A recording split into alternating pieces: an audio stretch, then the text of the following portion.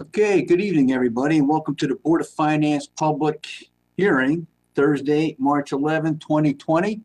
We will call this meeting to order. Can we all please stand for the pledge?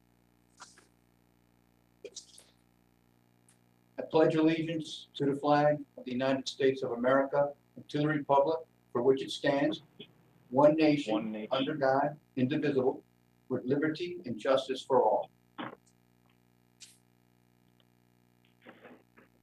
Okay, public announcement. If someone from the public would like to make a comment at our meeting, please email Jennifer Carpenter at jcarpenter@fairfieldct.org by noon of the day the meeting will take place.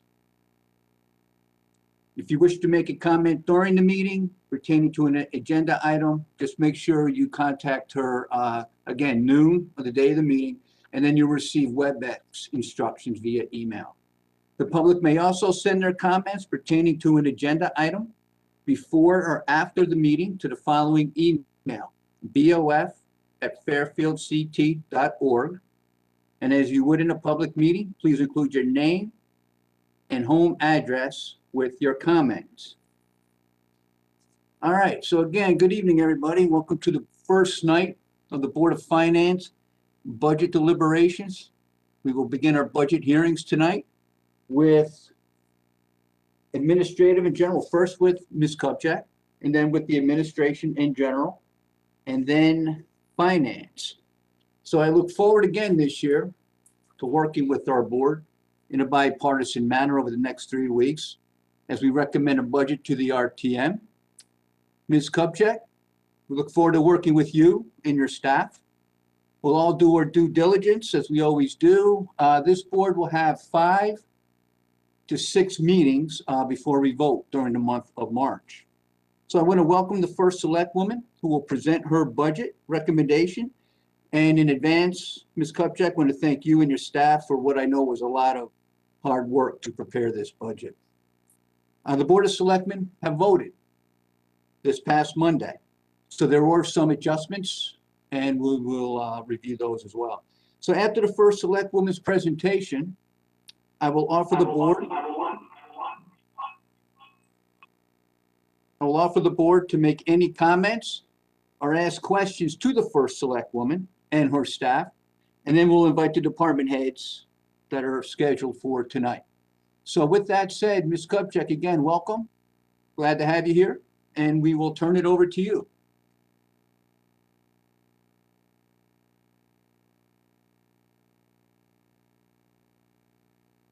Hey, Brenda, Ms. Kupchak, you're on mute. I think you're on mute.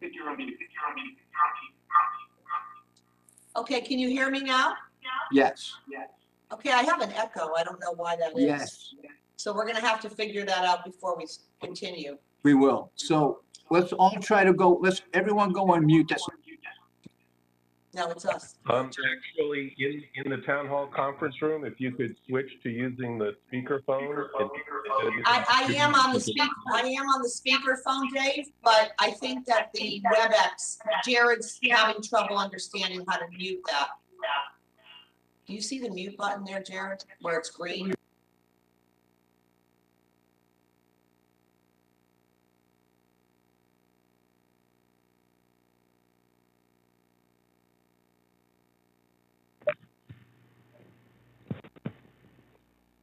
Could you do a *6 on the speakerphone?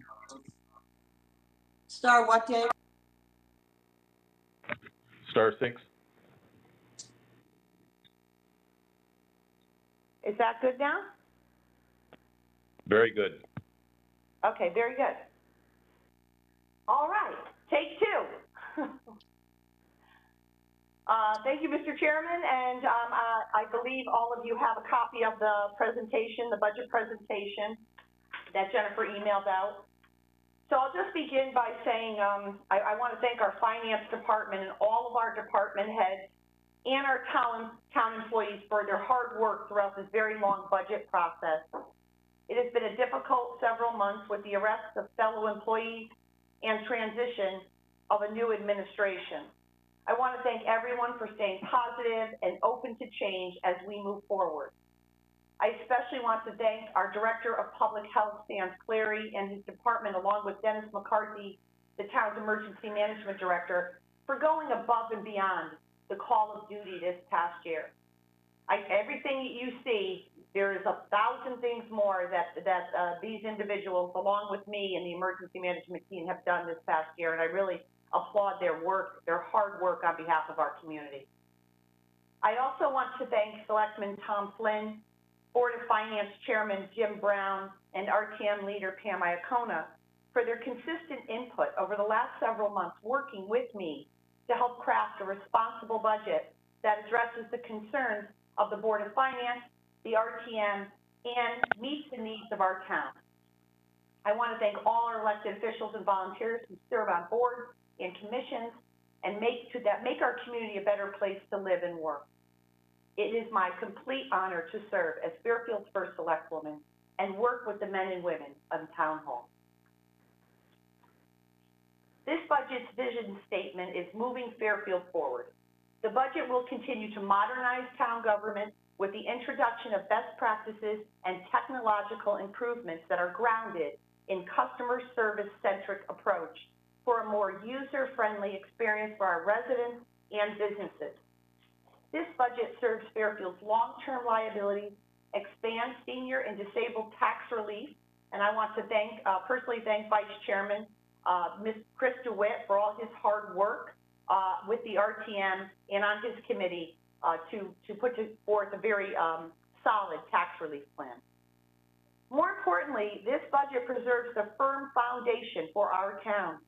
This foundation is strengthened by paying off debt, maintaining our AAA bond rating, financing important funds that keep our town on solid financial ground, and increases spending for the Board of Education.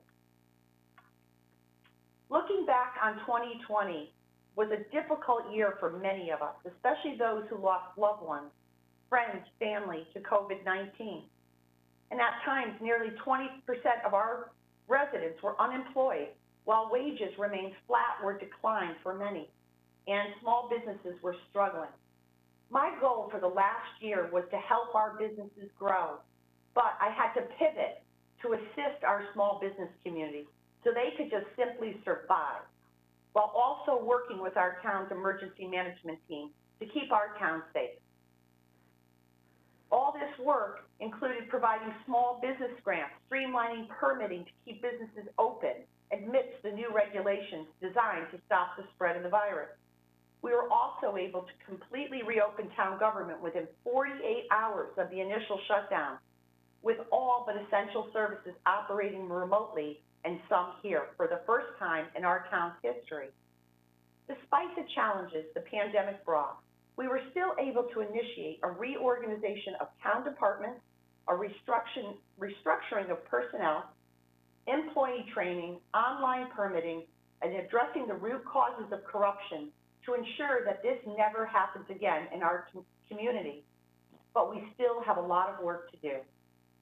The state and town continue to struggle with the economic consequences of the pandemic. This budget proposal looks to support our residents and businesses while also creating an environment for growth. And then we have just a slide there if you see Fairfield at a glance, and it just has some factual data points that you can review. The 2022 budgetary objectives and goals is to support economic development, maintain excellent schools, modernize town government, invest in town infrastructure, and long-term contractual obligations. The budgetary highlight increases last year's education budget by more than $7.5 million, which is a 4.1% increase. Second largest increase in a decade. It funds 100% plus of payments toward long-term contractual obligations. It replenishes accounts used to subsidize last year's 0% tax increase, funds retiree health care, maintains town service reserves, town's pension benefits, and salary reserves. funding delayed maintenance of town buildings, roads, bridges, and technology. The highlights, the town's current reorganization status. Total full-time positions reduced from 463.6 to 459.6. The early retirement plan that we put through, my administration put through, reduced, had a participation of 17 people and a net position reduction of 4 positions. Salary savings were $613,000. This also expands and improves senior and disabled tax relief to maximize benefits for our lowest income seniors and limits the tax increase to 1.98. The budget summary, if you look at this slide, it has the Board of Education, and it goes from the 2020, which was $184,500,568, to $192,084 2020, which is a 4.11% tax budget change. Shared expenses, we've added this year because this is always talked about during meetings, but it's never really aggregated out. And it actually is really important because the town pays for a lot of services for the Board of Education that aren't listed under their umbrella. So we thought it'd be important to put that out, that figure, and you can see it's 16.41%. And then the total expenditures and net revenue required, 5.77%, with a mill rate increase, tax increase of 1.98. Where the money comes from, FYI 21 and FY 22. The current tax levies, you can see that across from 21 to 22, and then the change 6.34%. The prior year tax interest and lien fees down about 2.90%. Other town fees and charges, you can see that's 3.03%. Investment income down about 31.9. State municipal aid, 0.22, and fines are up 6.76, and rental income to the town is 7.95%. Where the money goes. You see in this slide, it shows FY21 budget, 22 budget, and we've just talked about those changes. And then it goes down, salaries and wages. Reserves for unsettled contracts, subtotal salary wage reserves, the OPEB retiree fund, which this board actually reduced quite a bit last year to get us to that 0, and that we're fully funding that. Pension, capital replacement, paving, $1 million in the budget here, and then you already approved $1 million in bonding. Health insurance costs and fees and professional services. And then the shared services, you can see what I was speaking about earlier between the town and Board of Ed, the risk management, workman's comp, supplemental contribution to fund balance, debt service. The next slide is a pie chart trying to get an idea of where our money, where our spending comparisons are. The overall budget includes the town budget, if you can see that. Education expenses paid by the town, debt service, capital projects, and nurses. And then the Board of Education budget plus the education expenses paid by the town, total 65% of the town of Fairfield's budget. The next slide is budget increases by dollars and percent. 87% of the FY22 increases are to fund education and long-term liabilities. Doing more with less. This budget efficiently utilizes just 13% to provide funding for investments in technology, safety and training equipment for law enforcement and firefighters, service vehicles and equipment for public works, a redesigned town website that allows us to communicate and interact with our residents more efficiently and allows them to also efficiently interact with our town government, and salary and wage reserves for unsettled contracts. And then the next slide is a slide that we included, that I included in my budget presentation last year, and I thought that it was important to include it again, because it just shows you the difference, the student enrollment, and then the costs, how they've gone up. And I remember during last year's budget presentation, calling upon the superintendent and the Board of Education to work early on with myself and other town bodies, to work on restructuring and looking for cost savings way ahead before the budget started, because I felt then, and I do feel now, that these increases every single year are unsustainable. The budget recommendation by the Board of Education is $194,084,2020. Was 5.19%. The $2 million reduction to the $9.6 million was what the Board of Ed requested.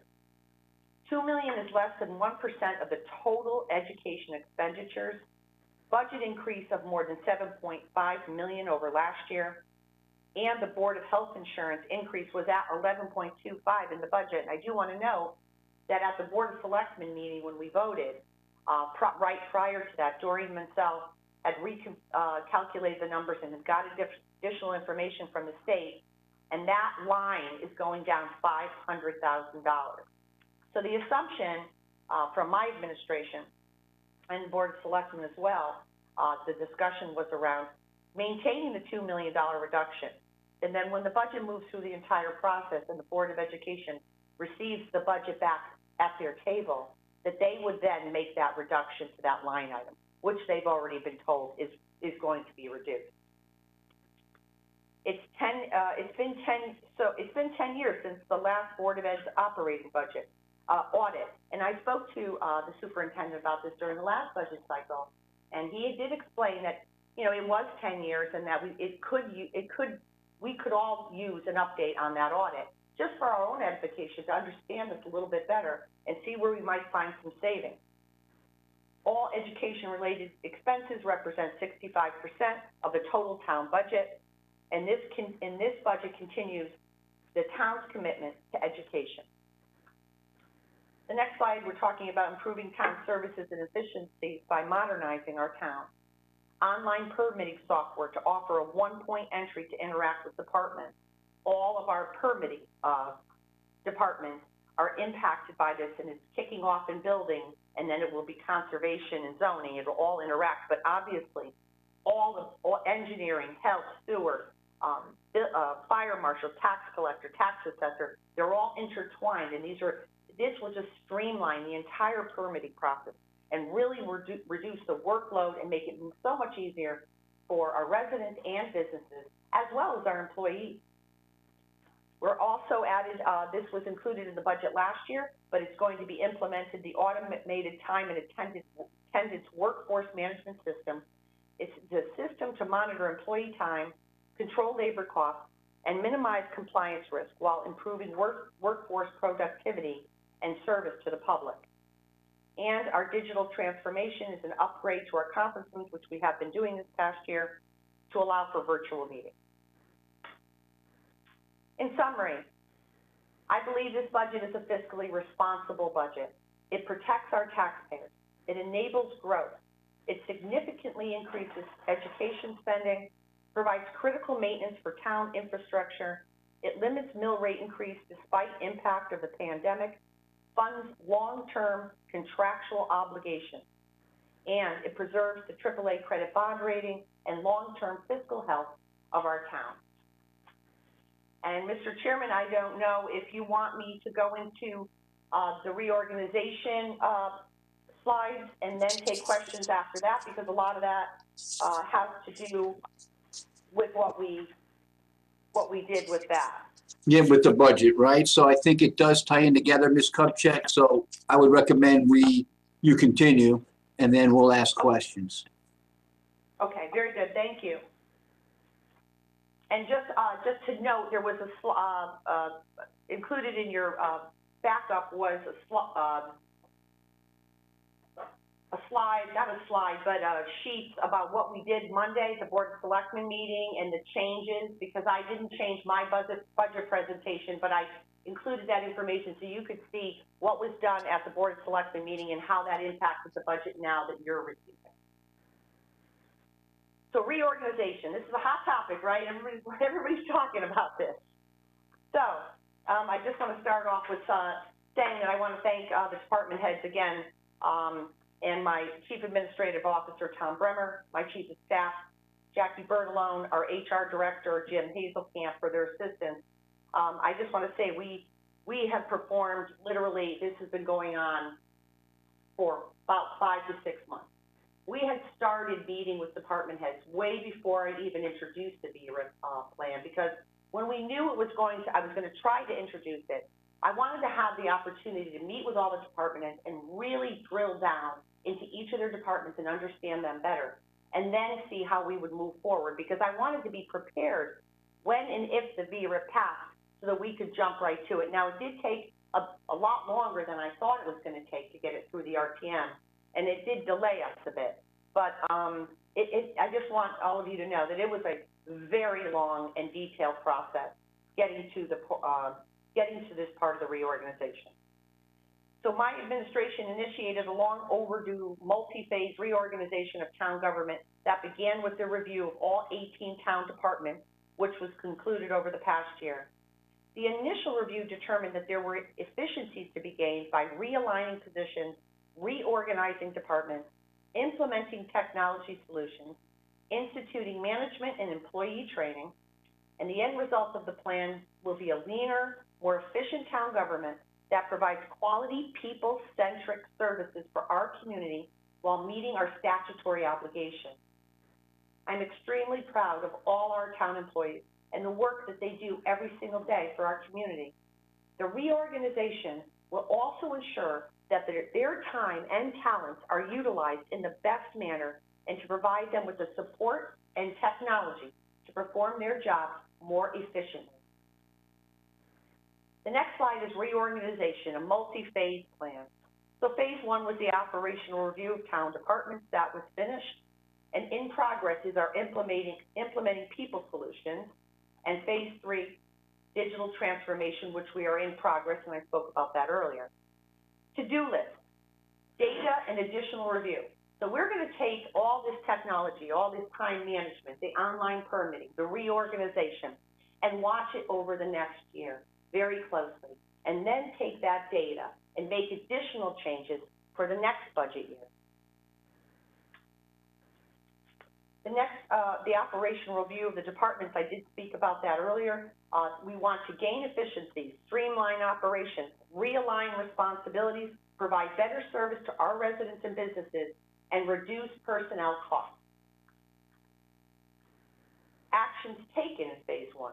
Evaluated existing organizational structures. We reviewed all 18 departments, identified where redundancies existed, determined the need for additional resources in some areas, identified areas of efficiency, and introduced technology where appropriate. The phase 1 recommendations: incentivize the early retirement plan, create shared services resulting in efficiencies and cost savings, restructure responsibilities that result in reduced headcount, refocus departmental responsibilities, and create new positions to address emerging requirements. Implementing people solutions. Phase 2, we restructured 11 out of our 18 departments. We implemented the VRIP program. The net elimination was the 4 positions.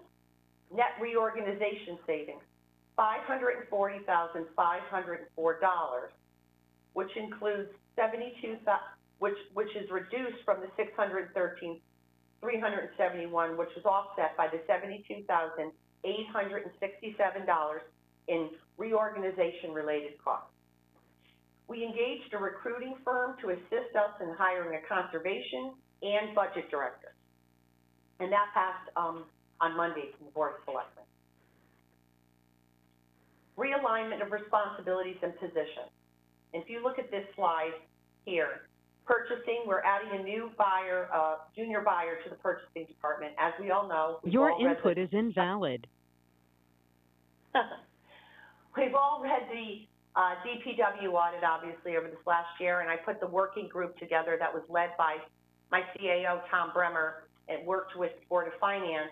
And obviously, there were some changes that need to be made. The policies in the purchasing department need to be strengthened, and they're a very busy department due to all the procedures that we've put in place to make sure that we have a close eye, and there's a lot of oversight going on every single purchase.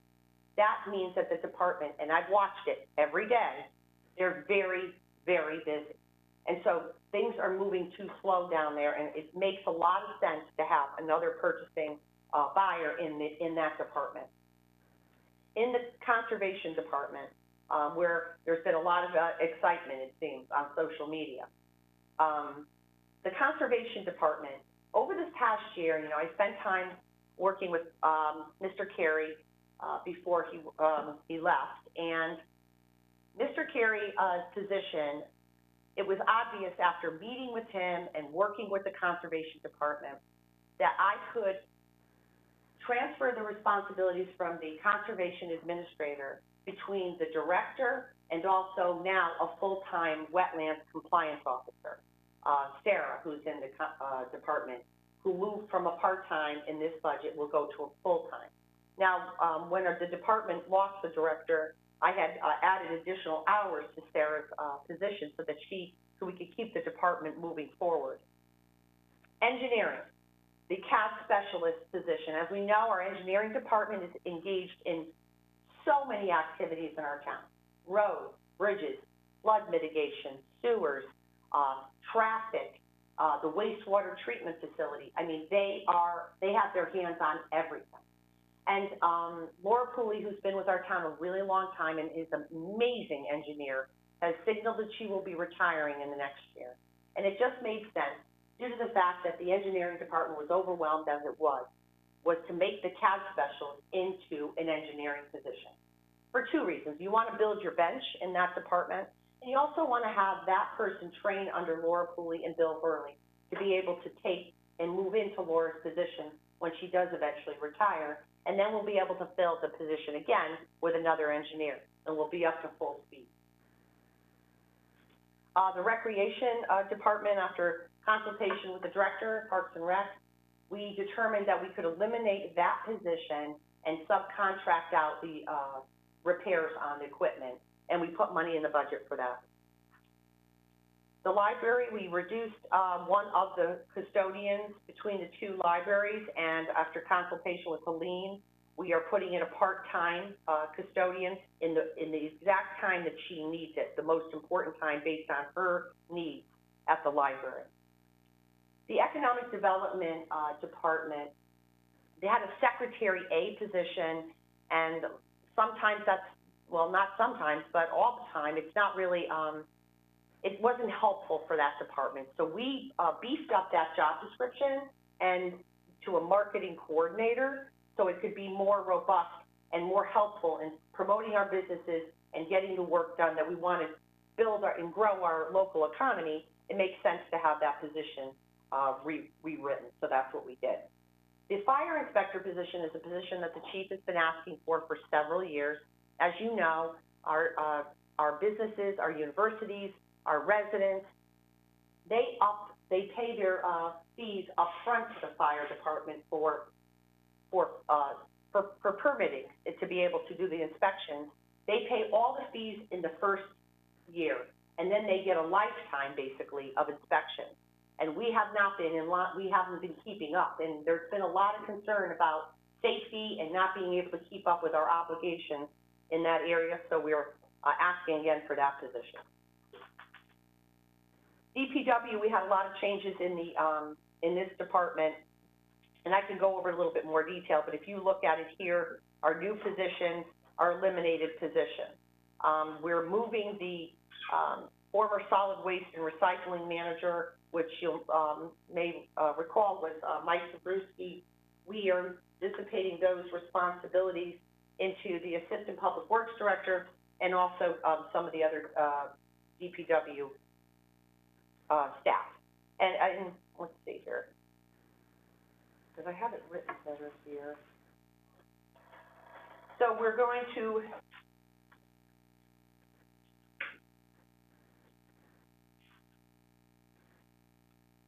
so we're adding this is an important part that I think is worth noting. Bucky Marsilio, when he worked in other towns, he had a finance person in his department that assisted with reviewing all the expenditures and putting the, keeping track of everything. And as you know, it's a big department, and we've had these issues in the past that were outlined in the audit. And so this position is an important position, I think, to address the issues in the audit, but also to keep track of these very closely. And Bucky said that he did this in other towns and it worked out really well, and it kept everything on track, and it was easy to trace and to make sure everything was moving as, appropriately. And they always are checking with the finance department, according to Bucky. We're replacing the chief mechanic, who was a retiree who took the VRIP with a new employee starting at entry level. We're eliminating the contract manager position and consolidate the duties with other DPW positions. We're replacing a foreman position with a new employee at entry level. We're eliminating the foreman position, which was a VRIP retiree, and consolidate those duties with other foremen. We're replacing the maintenance repair position with a new employee at entry level, and we're replacing the auto equipment operator position, which was a VRIP retiree, with a new employee at entry level. And we're transferring a labor position to solid waste. Our building department,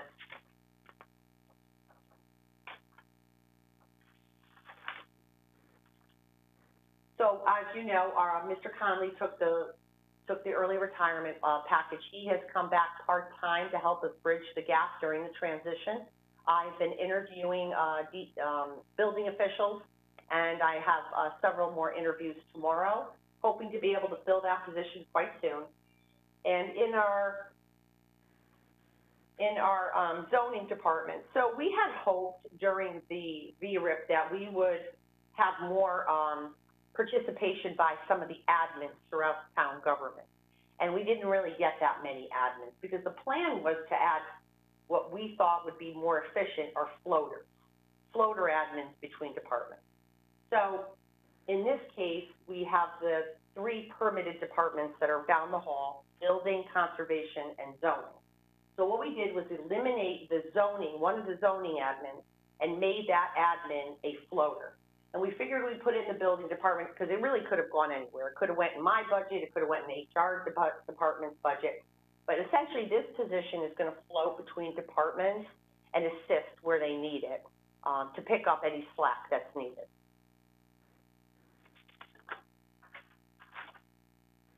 And I think I have hit, we are rewriting, the tax assessor had 2 employees take the VRIP, and Ross had said during our reorganization meeting that he would like to beef up one of those job descriptions to have a little bit more experience in assessment and assessor qualifications. So he has worked with our HR department to beef that position up so that we can get a more qualified person filling that position. And other than that, I think I've hit all of them. Okay, the next part is phase 2, implementation of people solutions. Next steps, updating the job description, hiring for open positions, providing management employee training. This is huge, right? So when I got here last year, and I hired the new HR director, it was very obvious that there wasn't an investment made in our employees. Literally, there's no record of training or any kind of information that anyone had any training at all. So we had set that up last year before the pandemic hit, and we were getting ready to do that, and then the pandemic hit. We literally had to cancel some of the trainings that we had scheduled. We're going to come back and do that again. I want to offer management training to all of our department heads, because while many of them are experts in their field, they need also management training to be able to manage their department, and our employees to be able to be to work on these new technologies that we're implementing, the permitting system, and some other things that could help them do their jobs more efficiently and more productively. And prioritize customer service. I sent a memo out when I first got here and have continued to send memos, and we recently sent out a pledge that all employees had to sign. And it basically says that we're all gonna come to work every single day giving 100% to the people of our town, and we're also gonna do it with a smile on our face. So we have some really good employees that work for our town, but I just think the lack of investment in them is some of the issues that we're seeing, and I'm looking forward to providing that training to our employees. Digital transformation, physical space utilization. We did complete the implementation of an online HR application portal. Before, our job applications were just sitting on this, hardly any eyes were getting on it. So our HR director went through a lot of trouble and got this loaded in this portal. Now we have many more eyes looking at our open position. Implement online licensing and permitting, which we spoke about earlier. That's in progress. Implement townwide attendance and application. This actually is a lot more complicated than you'd think.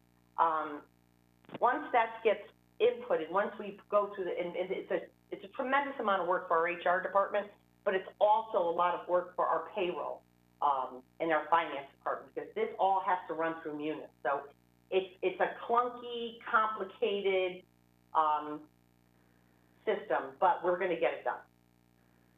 And we're going to conduct structural and safety assessment of all our town buildings, because that's something that has not been done in the past. And it just gives us all a blueprint about what are our needs and what do we have to start planning for down the road. And so the data and additional reviews, we were speaking about this, the electronic timekeeping, the permitting will generate the data needed to identify additional areas where efficiencies can be gained and cost savings can be identified and implemented. And so that's the whole piece of it. And I wanted to say there was one other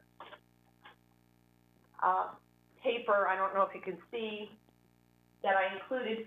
I know this is like the Board of Finance, that you guys like this a little bit better, on the how the numbers work on the VRIP and reorganization. So you understand this a little bit more. You can see the numbers. Did you all Yes, have thanks. a copy? Yep, we have a copy of that, Ms. Kupchak. Okay, very good. And then you also have a copy of what happened at Monday's meeting, so you have a better understanding of where the budget is right now. Yes, we have a copy of that. That was in our backup as well. Very good. So I guess I'll hand it off to you, Mr. Chairman, if you want to open it up for any questions. Yeah, thank you. And as far as that document that you presented, it's called First Select Women's Reorganization Plan. I talked to Mr. Schmidt about this document, the best way to utilize it, and we will use this and look at it as we go through the departments one by one. It'll be easier to follow than going through the whole thing right now. So you want to keep it handy. And as we go through the departments and you see some changes, have it in front of you and we can ask questions that way. Very good. Okay, so I'm going to open it up to our board for questions or comments to our first select woman. Mr. Mottola?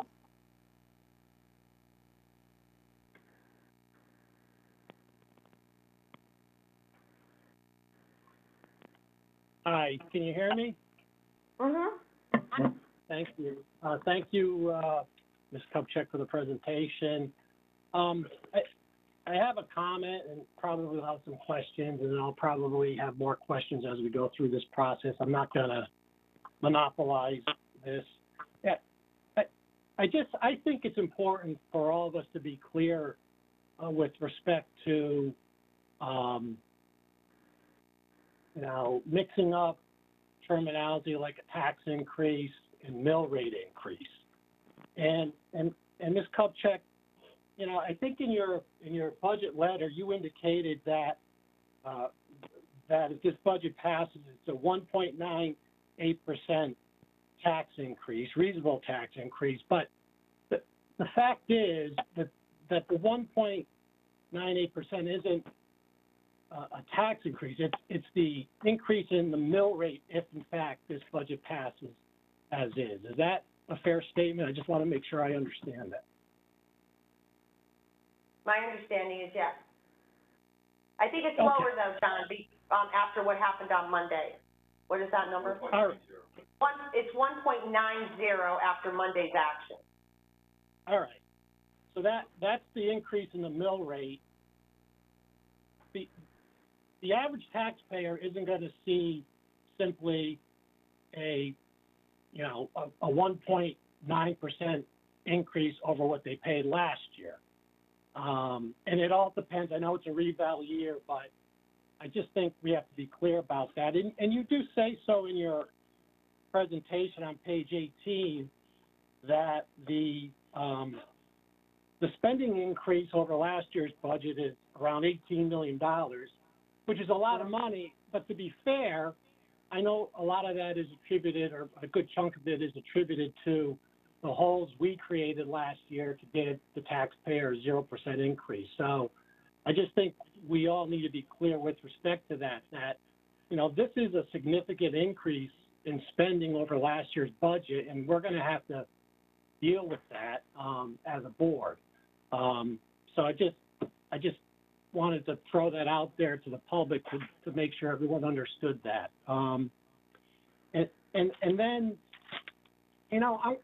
I'm going to stop right now because I'm sure there's going to be questions about your reorganization plan, and I may have some follow-up questions. Maybe we can split it up as to your budget presentation and then the reorg plan later on. But I do thank you for your presentation. I just wanted to make those comments. Thank you. Thank you. All right, thank you, Mr. Mottola. Ms. Marmion, you had your hand raised. Thank you. Yes, this gets to the reorg plan. So if we want to delay that until we finish the budget presentation, I'm fine to do that. No, it's okay. It's Okay. connected, so feel free to ask your question. Okay, thank you. Ms. Kupchak, you had mentioned that several or employees who had taken the VEREP, the early retirement, some of them have come back to work as consultants. Can you give us an idea of how many employees have chosen to do that and how you are tracking the costs related to them working as consultants? And then can you tell us if you've reflected those potential costs of working with consultants in the coming year budget, so we know where to look for that if it's been accounted for? It's not in next year's budget. This year's budget, obviously we saw a significant saving when people took the VRIP, which I outlined in the power presentation. We have significant savings because we didn't fill a lot of these positions, so that salary, that produced a saving. The only two people who came back to work part-time were Ed Bowman as the Assistant Public Works, and he's working part-time assisting with that and also solid waste and recycling, and Mr. Conley, who is just working part-time to assist us through the bridging the gap until I hire a new building official, which I'm very close to doing. So then you do not expect these two former employees to continue working as consultants into the next year? You have not budgeted for them at all? No, absolutely not. Thank you. Thank you. Okay, thank you, Ms. Marmion. Any further questions from the board or comments? Mr. Testani, Yeah, thank you, Mr. Chair. Can you hear me okay? we can hear you. Thank you. Hi, Mr. Selectwoman, Jack Testani, how are you? I'm good. Thank you for the presentation. I thought it was great. I just do want to clarify, since we're clarifying terminology, the word consultant, I'm sure may have some concerns for some town residents. And just to be clear, you're saying that the two people that came back from Vera are part-time employees. You wouldn't, it's my understanding of the term consultant wouldn't fall into that category. So are there any other positions that could be confused with the word consultant? Since I think it's important we get the terminology correct. Thank you. Right, I don't know if, I mean, I don't know if it matters if someone's saying it's a consultant or, I mean, they are Well- not coming back in this position full-time. So I guess you could say they're a consultant because they're there just part-time. But they're Part-time. just helping us keep, that department afloat, until we hire, Bucky's actively, engaged in working to find a new assistant. His plan is to choose an assistant public works director that he feels has the proper qualifications and that he can train and groom to take over when he moves on. So that's Right, important. And then, right. No, I understand. obviously- No, and I apologize, I didn't mean to interrupt. My question was more around, are there any other, sort of ancillary, for lack of a better word, consultants that the town has tried to utilize, paid additional monies for, that were part of the Vera plan? That's A, and B, out of the two people that did take advantage of the Vera that we brought back part-time, can you give us an idea of how many hours per week and maybe a cost that they may be incurring for the town's budget? I could give you that, but it's covered in the savings that we have, but they're working part-time. They're not allowed to work more hours than part-time. Like, would you say 20 hours a week? I think, cause what is it, with lunch and all that, I don't have Jim Hazelkamp on here, but I can't say exactly, maybe it's 19. I don't remember, Jack. Right, okay, no problem. I just want to get an idea. We can report that in the next quarterly.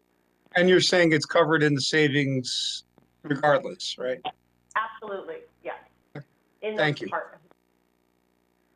Thank you. That's it for now, Mr. Chairman. Thank you. Okay, thank you, Mr. Testani. Gonna go back to Ms. Marmion. Thank you very much. Just a follow-up on this whole consultant business. Ms. Kupchak, you had mentioned that during the Board of Selectmen meeting just this past Monday, I believe it was, you had spoken about the consultants that you wanted to hire for conservation. For next year, I'm assuming. Where No, was for that this year. For this Okay. year, Ms. Marmy. Excuse me, for this year. So was that a contract you brought in front of them for approval, or was it just a part of the reorg plan? That's number one. And number two, where is the budget? How are you paying for the consultants this year? I'm assuming it's because Mr. Carey is no longer there and you've got open positions, but can you clarify, number one, was the contract put through the Board of Selectmen, and number two, where in this year's budget, what the cost will be and how that's being paid for? So just to try to answer part of your question, then Jared can talk about the funding parts of that. No, I did not bring the contract for SLR before the Board of Selectmen because it was an emergency initiative because of when I put the budget out, according to HR rules that Mr. Hazelkamp familiarized me with, that when you eliminate a position in the budget, even though it's not going to be eliminated actually till the fiscal year ends, that it's inappropriate to leave that employee in the position because they know it's being eliminated. So when the budget went live on that Friday evening, when you got your budget books, that morning, the HR department handled those issues. So now I couldn't go and hire a consulting firm before this happened because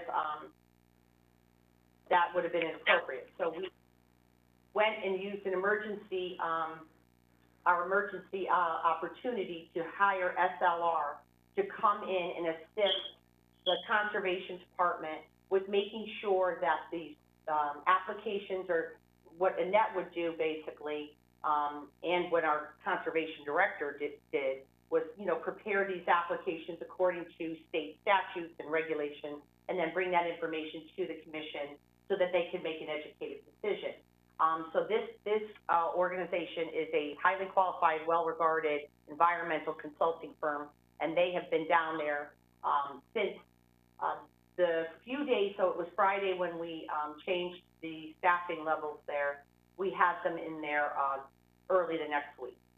So we have to maintain service in that department. We can't, I couldn't allow it to go unstaffed. So they are assisting in the process and the transition. They've met with the, and also our HR director met with our conservation chairperson right after this happened, and I also met with her many times and had conversations with her as well over the phone. And so she is obviously a new chairwoman. There's a lot of turnover in the Conservation Commission, unfortunately. A lot of people, there's movement. We lost a longtime chairman there who is well regarded. He turned out. Unfortunately, I wish he could have stayed. But we're doing our best to make sure that things are being managed, and we're looking forward to our new director. We did put that, Sheila, maybe that's what you were looking at. On Monday, we approved 2 contracts, one to search for conservation director and one to search for the budget director. The conservation director firm, the HR director spent a lot of time interviewing different ones, and then he brought them before the chairperson and talked to her about them, because they do a thorough vetting to make sure we get the most highly qualified director, as well as include the commission in that process, and they'll interview the department staff, they'll interview me, and to see what everybody needs to make sure that they get the best pool of candidates for the Conservation Commission to choose from. All right. Do you have an estimate of cost that the consulting firm is going to bill in this interim period?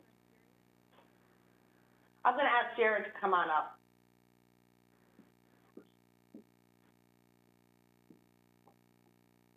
Good evening. Thank you, and thanks for the question. The cost is going to be somewhere between $15,000 and $20,000 a month. And with the reorganization, the restructuring, you know, there obviously won't be as many salaries to pay out of those departments, and so the cost of the consultant will be absorbed within the current available appropriation to the department, because we're not paying out those salaries anymore. Okay, well, thank you. I guess when we get to the actual conservation portion of tonight's discussion, we can maybe go into a little bit more questioning about next year's budget. So that's all for me on this subject for right now. Thank you. Thanks.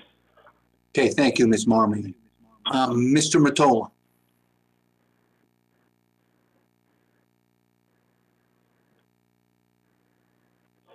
Thank you. So on your Vera plan, correct me if I'm wrong, but you said there's some savings because you have eliminated some positions. And we all know there's going to be a cost to implement this plan. We've discussed it as a board, and I know the RTM discussed it. Are those costs reflected in this year's budget anywhere, or will that be in next year's budget?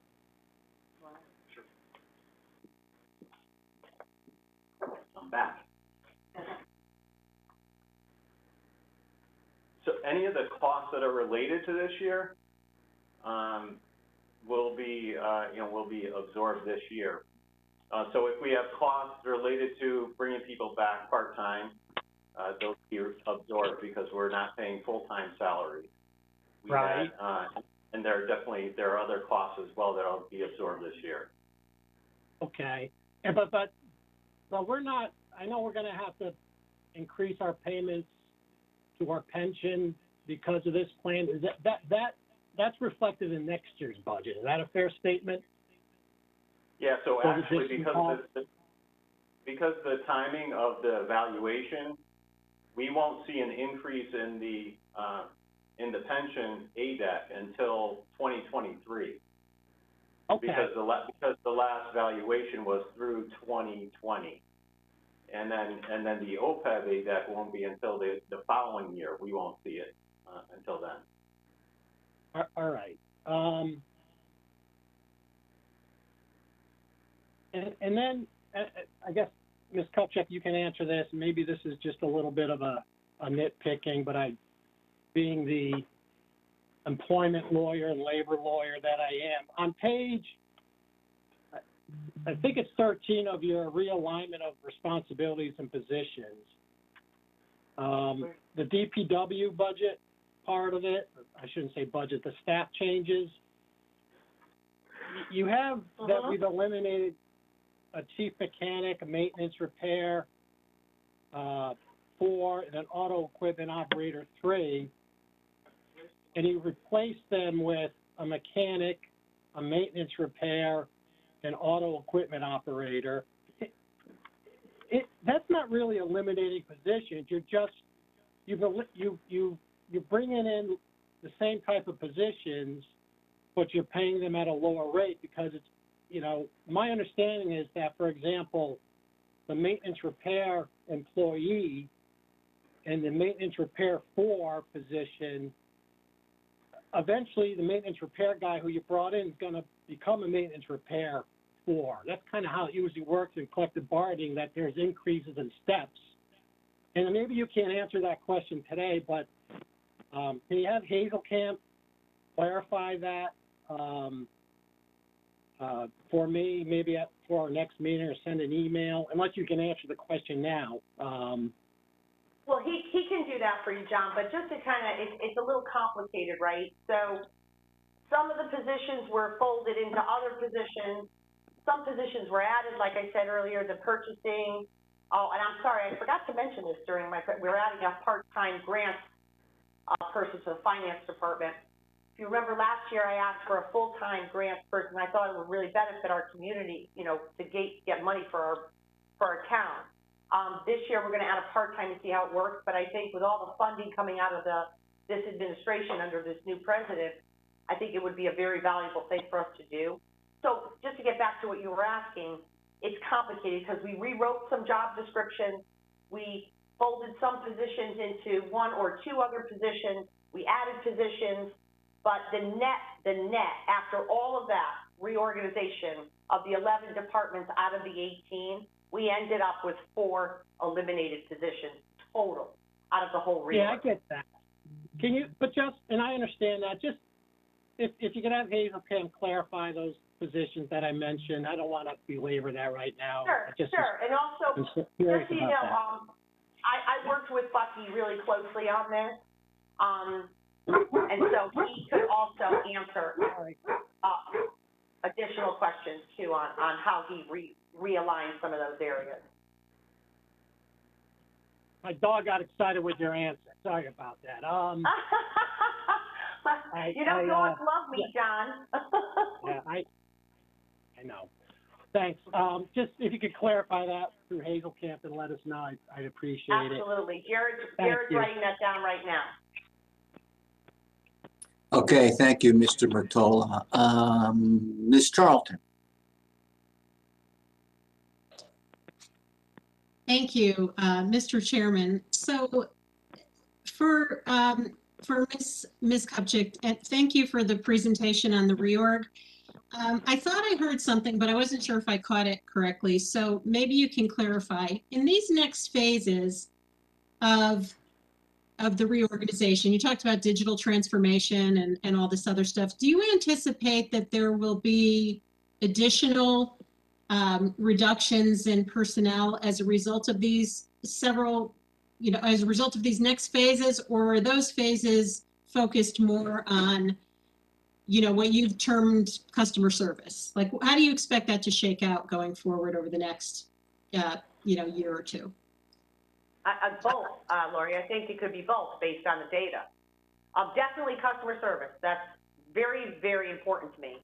And I've run a business for over 30 years, and so it's extraordinarily important to me that everybody in our town government is treating the public with the utmost respect and customer service.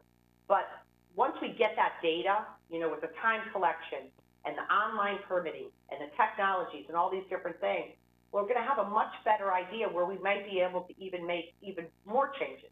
But you want that data. This stuff that we did in this reorganization was based on a close review over the past year, believe me, very close. But I think with these new things, we'll have even more information that could help us lead us to additional changes down the road. Okay, thank you. That's helpful. And just not to nitpick, but the question about consultants, I mean, I don't get, you know, particularly worked up when I hear that term, but I think when you're talking about bringing someone back as a consultant, for example, someone who took the VERA, are they in fact a consultant? I mean, this is a 1099 person and not a part-time employee, right? They're retired, so they're not coming back as a part-time employee. They're Right, literally coming back on a consulting basis. Right. You know, that was, I remember when we were doing this, spent so many nights days in this conference room, but there's like an HR sort of way of doing this, so that, like you said, they're not an employee, they're just temporary. And Yeah. so that's why I think maybe that name or that title got used. But Yeah, no, that's fine. I think that's appropriate if they, I mean, I view it as a non-employee, which I think is an important distinction, right? And Right. But we're distinguishing that between hiring a consulting firm, which I think is what people traditionally associate it with. And a consulting firm is a different story. Just, you know, because obviously that's a longer term arrangement and it's more expensive and everything else. I think Mr. Schmidt said that the SLR consulting contract, and we can get into this later, I don't want to jump the gun, was, you know, $15,000 to $20,000 a month. How long do you expect that to extend before they do their work and we're fully staffed up? So based on what this headhunting firm that we just packed on Monday, so it takes approximately, according to Mr. Hazelkamp, it takes approximately 6 to 8 weeks for them to do this work. They interview the Conservation Department, they interview me, they interview HR, they interview the Conservation Commission to get an idea of what kind of candidate. So I'm hoping, I mean, I'd love it if they could do it right at the 8-week level. But obviously I want the most highly qualified candidate. So as long as that's why we decided to go with this firm, because we wanted to make sure we had the best opportunity to get the best candidate for that department. Okay, so are you saying that they're assisting in running the department as well as doing helping in the recruiting effort for the permanent candidate? No. The consultants are helping SLR, or a environmental consulting group. And I know there was some, I just want to address this because it just popped in my mind. There were some emails from residents saying that that this company had a conflict of interest. I can assure you they do not. They have done, like any environmental firm in the state of Connecticut, have at one time or another done work with a company or with a university. In this case, this company has done work for Sacred Heart last year, but currently they're not. But they've done work for the town of Fairfield in the past as well. So they've done work, any environmental company in the state of Connecticut has done work for municipalities and has done work with environmental things for businesses and universities or developers. So I think it was kind of an unfair statement, some people saying that they had a conflict. They do not have a conflict. But they are totally separate, Lori. So we signed a contract with a headhunting firm on Monday. The consultants for conservation was an emergency order, and they have been there they started after the budget came out that Friday. They came in that following, right at the beginning of that week. And they're actually in the conservation department 3 days a week. They've already started digitizing all the paper. There's tremendous amount of paper in that department. It's almost impossible to walk around in there. to digitize that so that we could see it and keep it filed appropriately. But they're also working on the permitting and the applications to assist to make sure that the Conservation Commission has the appropriate information that they need do their work. Okay, got it. So they're I think what you're saying and is that they're doing the work of the department to fill in for the employees that are gone. And that's what I was trying to understand was the scope of their work. Were they there to do that and fill in, or were they there to make recommendations about how you should structure that department in the future, or kind of what was the scope?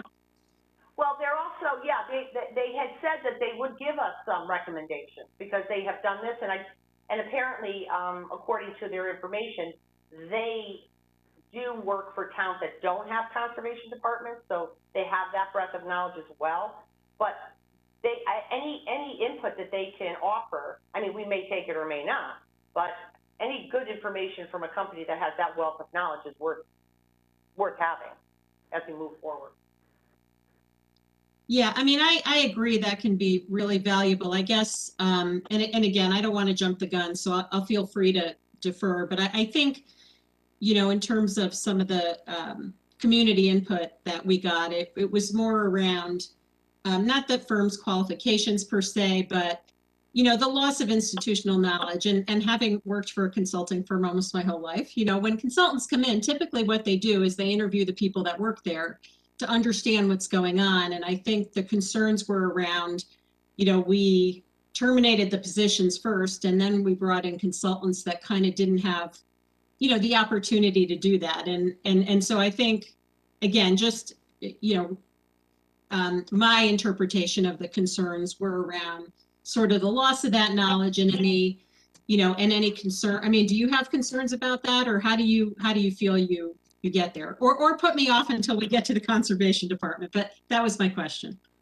No, I know, and listen, reorganization is never easy. There's going to be some bumps. Listen, when I came in here and, you know, there were certain things, ongoing criminal investigation. I had to terminate some employees in our town. You know, that was disruptive. I mean, I didn't have a CFO last year going through a budget process. That wasn't fun at all.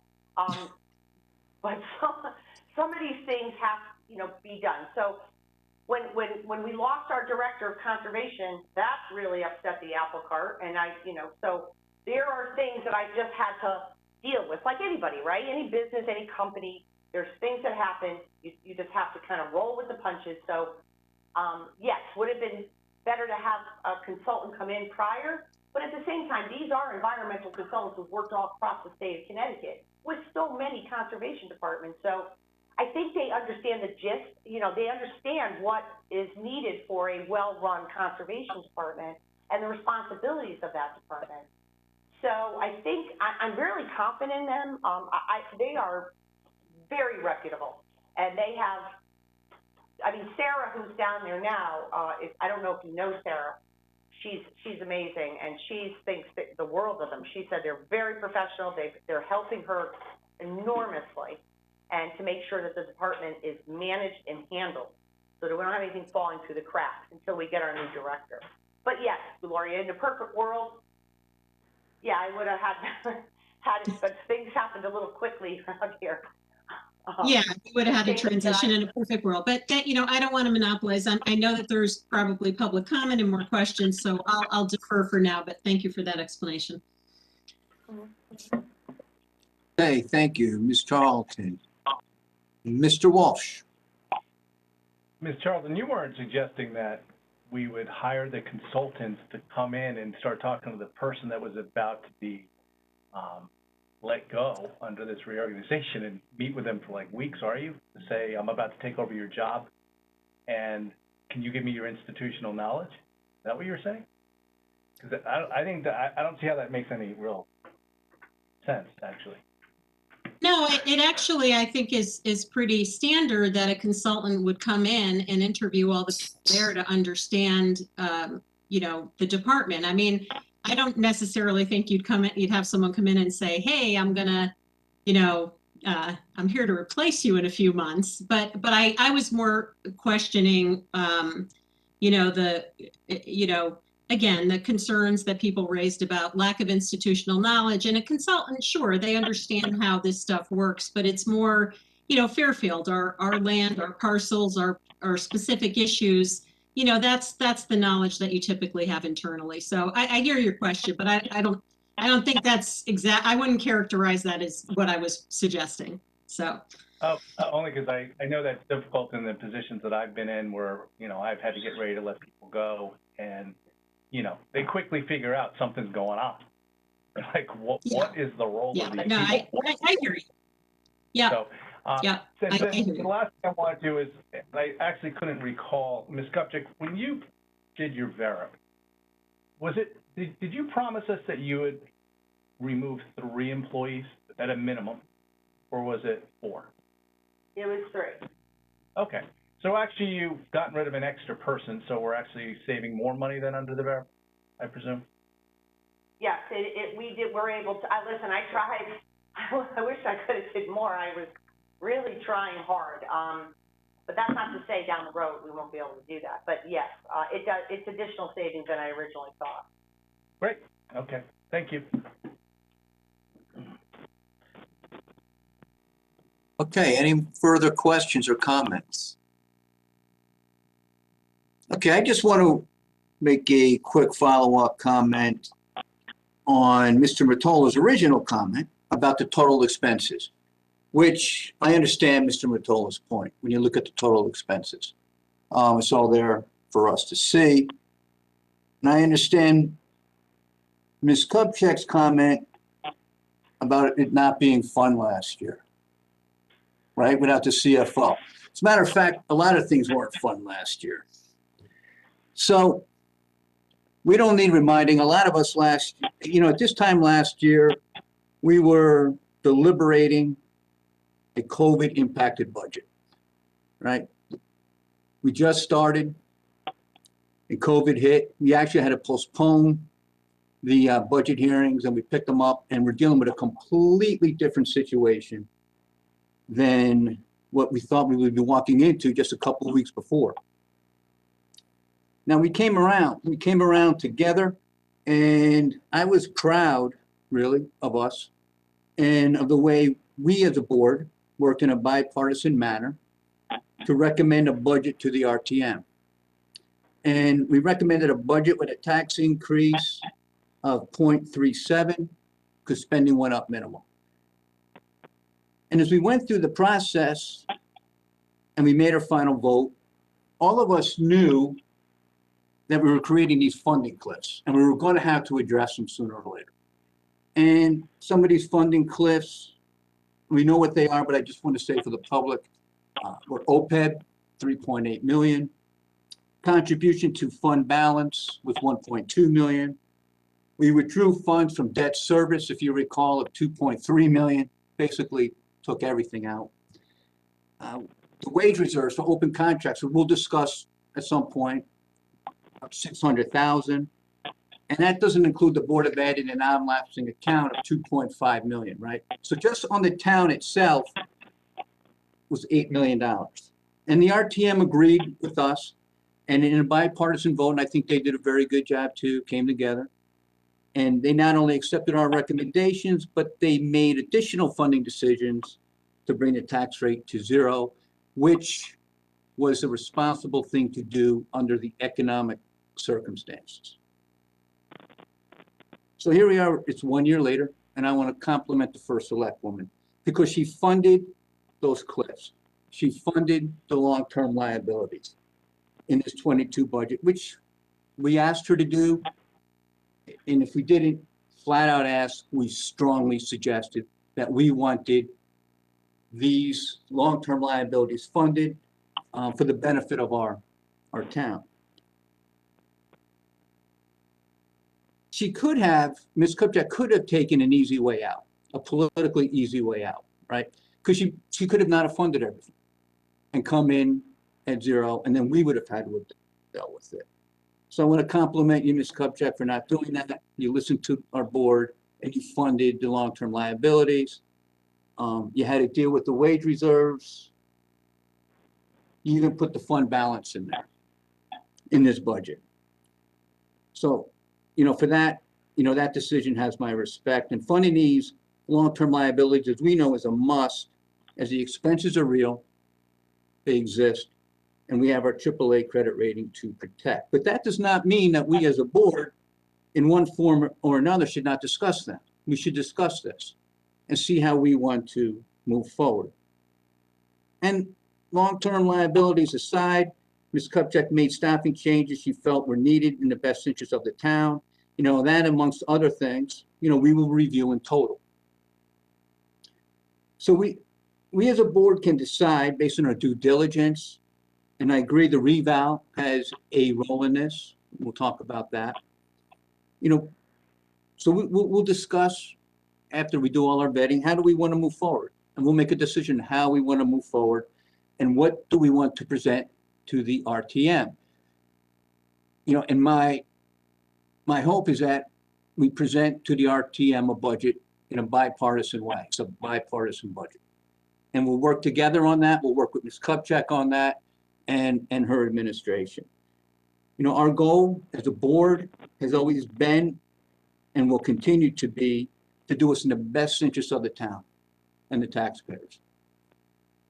And not just for the near term, but for the long term. Last year, it was a crisis budget. We were thinking more, how do we get through these next few months? Because nothing was certain. This year, it's a little bit different. We can think about how do we get through this year and how will it affect future budgets? And we'll do that over the next 3 weeks.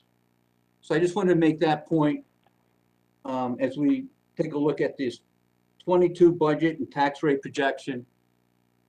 And as we move forward, we know, all of us know where the money is that we can look at. We'll go through each department, we'll do our due diligence, and then we'll take a look at where we can make adjustments, and we'll work on that together. But Ms. Kupchak, I just want to thank you for your presentation. Thank you for the budget. And, I appreciate you, considering the Board of Finances, what our priorities are, which is the pension, the OPEB, these long-term funding requirements that the town has. And you put them in. And we put them in 1 year. But again, as a Board of Finance, we could decide where do we go from here? And how do we want to handle that? And how do we want to move forward? It's all on the table. I So want to thank any- you too, Mr. Chairman, for all your input and your help and throughout this process. It's been invaluable to me to have that wealth of knowledge and to work together to make sure I was doing things and including, and as you mentioned, it wasn't easy. It would have been easier not to have to fund all those. But then Mr. Walsh would have been very upset about the fund balance. God forbid. So listen, it's all about working, collaboratively and cooperatively. We all knew we had to do things last year, and so I do truly appreciate your help, Selectman Flynn's help throughout this process, and input from all Board of Finance members who reached out to me to give their input, because it really helps. It's a lot of work putting the budget together, and you're constantly crunching numbers. So I thank you very much. All right, thank you. And Ms. Charles. Thank you, Mr. Chairman. I'd like to just follow up on your comment, if I may.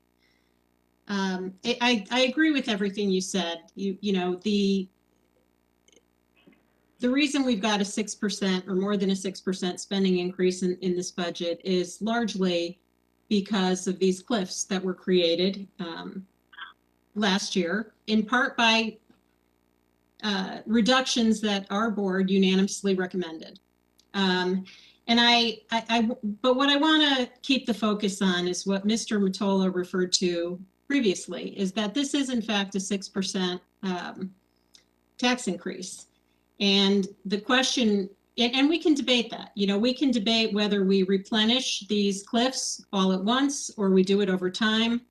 The budget as it's reflected basically does it all at once, and it comes at quite a steep cost, in my opinion. And those are good faith discussions that we can have. Do we not replenish fund balance this year? Do we do it over time?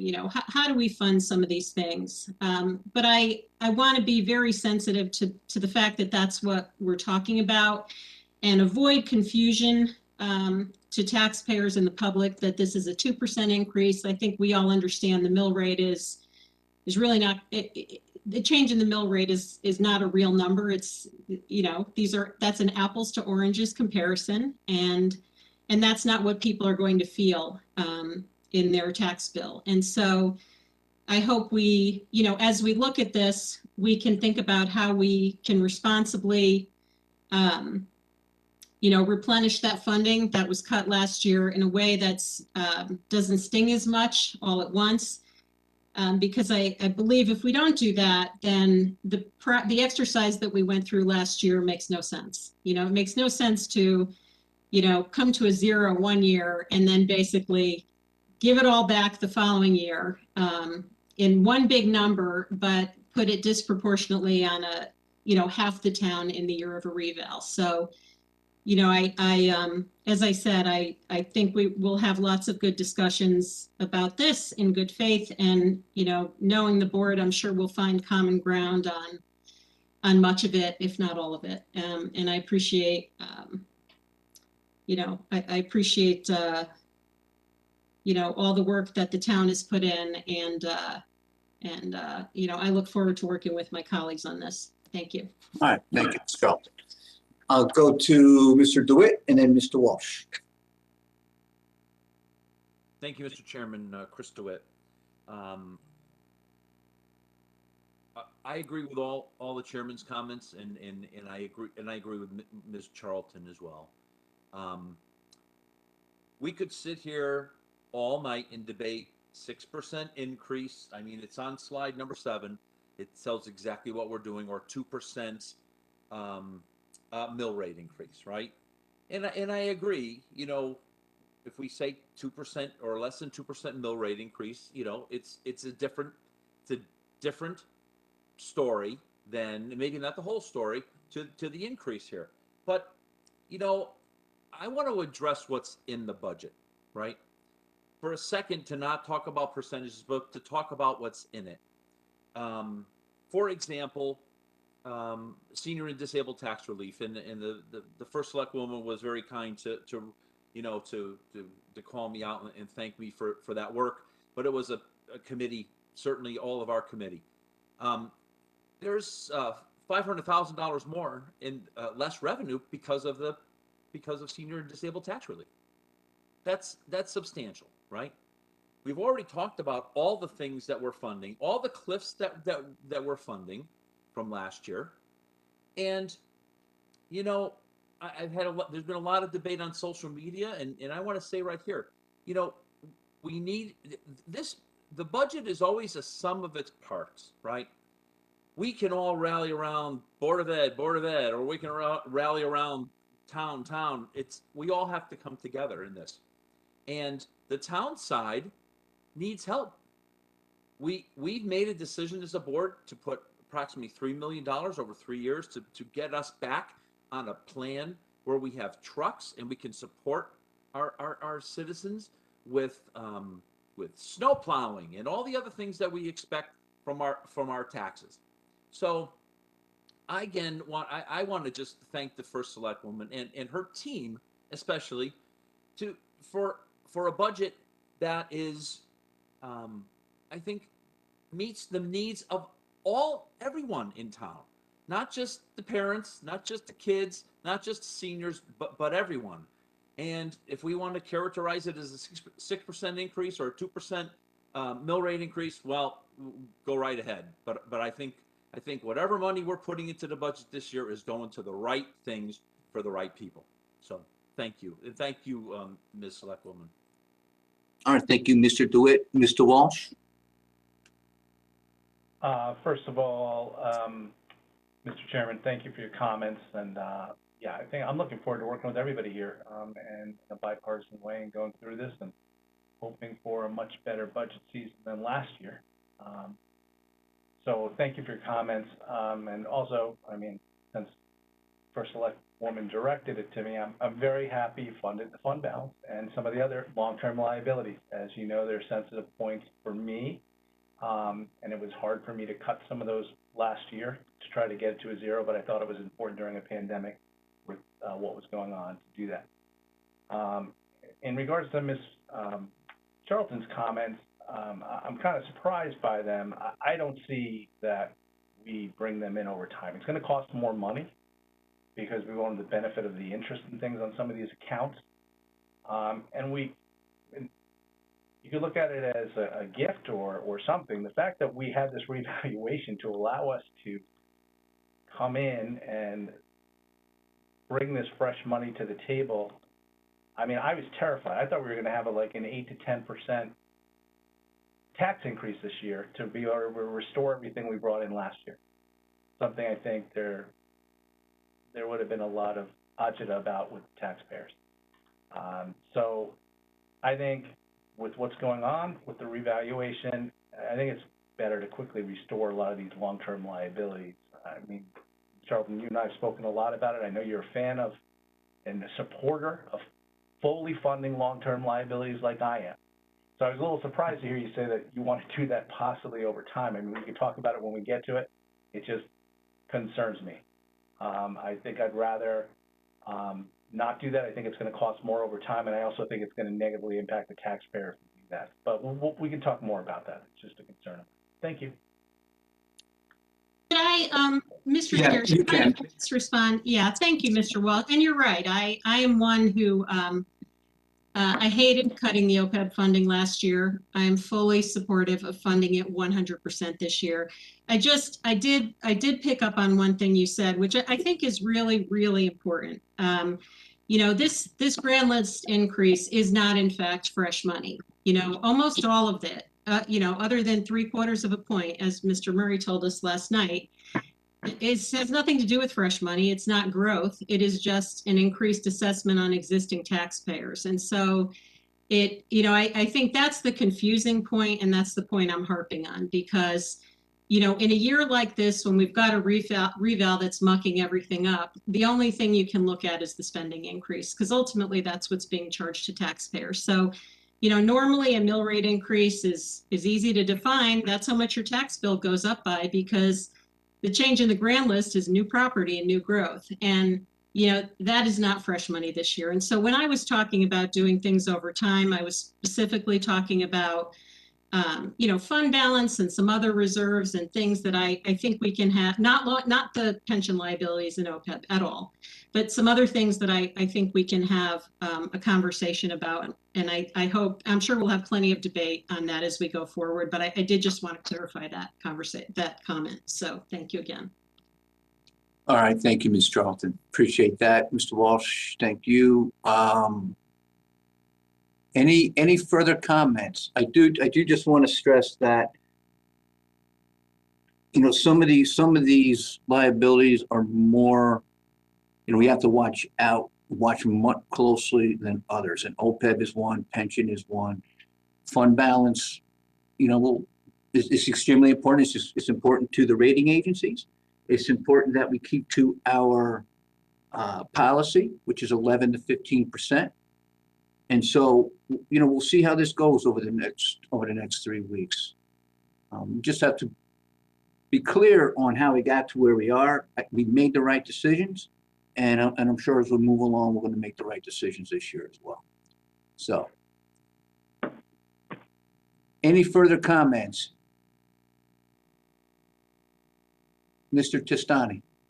Yeah, thank you, Mr. Chair. I just want to follow up on something Mr. Walsh had said and Mr. DeWitt as well. I think as long as we focus on what's important to the town in terms of budget concerns, I think that's a good approach to take. And keeping in mind, as you have alluded to many times, what we did last year to bring in a 0%, I think is something that can't be minimized in terms of providing enough funding for OPEB and long-term liability. So I want to, as you did, thank the first Selectwoman, thank Jared and the finance team for having done that. And hopefully we can move forward and a bipartisan way and perhaps focus on, as Mr. DeWitt so eloquently put it, to what's important to the residents of Fairfield. Thank you.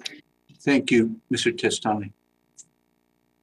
Okay, with that said, we are going to move to the budget book. So let's take out these big binders that we have, right? And we'll start with we're going to go to item number 4.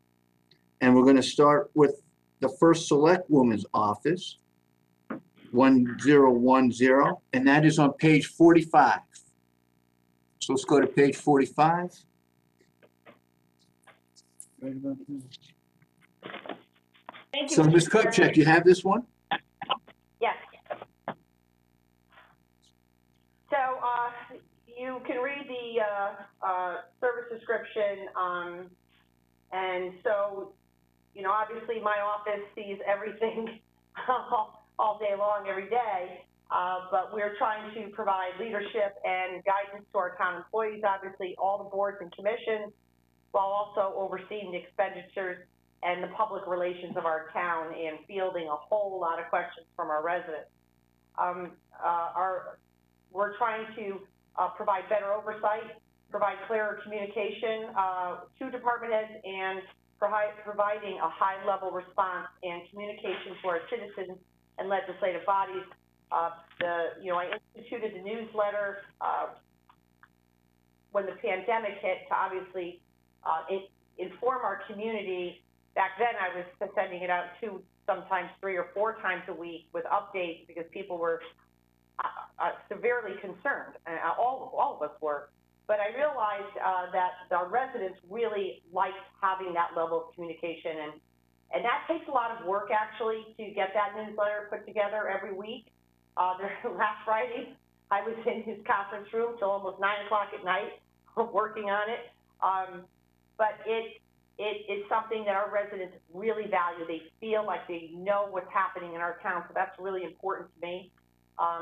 The budget request, you can just go through regular payroll, part-time payroll, secretarial services, minutes, social security fees and professional services, printing and binding, office supplies, postage, educational and membership. That's CCM, isn't that? So the education and membership. No. And then travel and meeting. And if you look at the staff, the personnel, we actually, this is a change. Was this one changed or no? Right. So the part-time payroll changed. It changed because there was a clerical error in the selectmen's pay, and that was fixed by our finance department. And so I don't know if, Jared, are you going to be sending an update to them for that? Those changes are in a sheet that they... Right, those changes are in the sheet that Jared provided to you with the changes that were made on Monday, that adjustment. And then I'll just open it up if anybody has any questions. All right, thank you, Ms. Kupchak. Yeah, that adjustment looks like $402. Correct. Okay. No. It was taken down 400, right, 24,000. Okay, thank you. Any questions for Ms. Kupchak? Mr. DeWitt? Yes, thank you, Mr. Chairman. Chris DeWitt. Ms. Kupchak, you know, one of the items in your plan is to update the website, which you know, I like our website, but it can never be good enough, and I understand that. Do you expect that money for that work to come out of your budget, or is that going to be like an IT budget expense? Coming out of community and economic development budget. Ah, okay. Very good. Thank you. Thank you. Thank you, Mr. DeWitt. Any further questions for Ms. Kupchak's budget, for select woman's budget? Mr. Walsh? Really more of a comment. I hope this is the way it goes. I like negative increases from year to year, so that's great. Make it a thing. I know you do. Is that a motion I can second, Mr. Chairman? Okay, any further questions? I'm seeing none. All right, thank you.